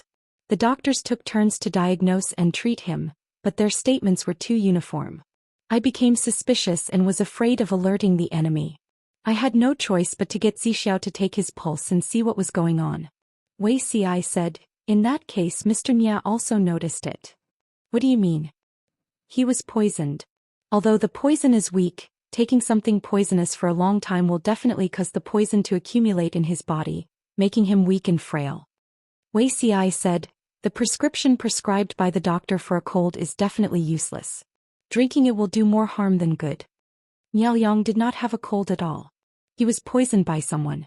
Nielyang's eyes flashed with astonishment. Wei Ling even tightened his grip on his sleeves. "Poisoned? I still have to look at the prescriptions prescribed by the other doctors. I'm not sure what went wrong." After Wei Ci finished, he added, Big brother, you should pay attention to the doctors who came with you. Such a simple pulse, any qualified doctor can take it. They all said that Mr. Nye had a cold. This doesn't make sense. Wei Ling endured it. It took a lot of effort to suppress his anger. He got up and took the prescription prescribed by the doctor. I didn't expect that Zixuan would find you. Taking advantage of Wei Ling's departure, Niao Yang laughed softly. A smile appeared on his sickly face. Mr. is of noble character and unquestionable integrity. Liang admires you very much. If Wei Ci wanted him to die, he only needed to hide his illness and pulse. Wei Ling could not say anything.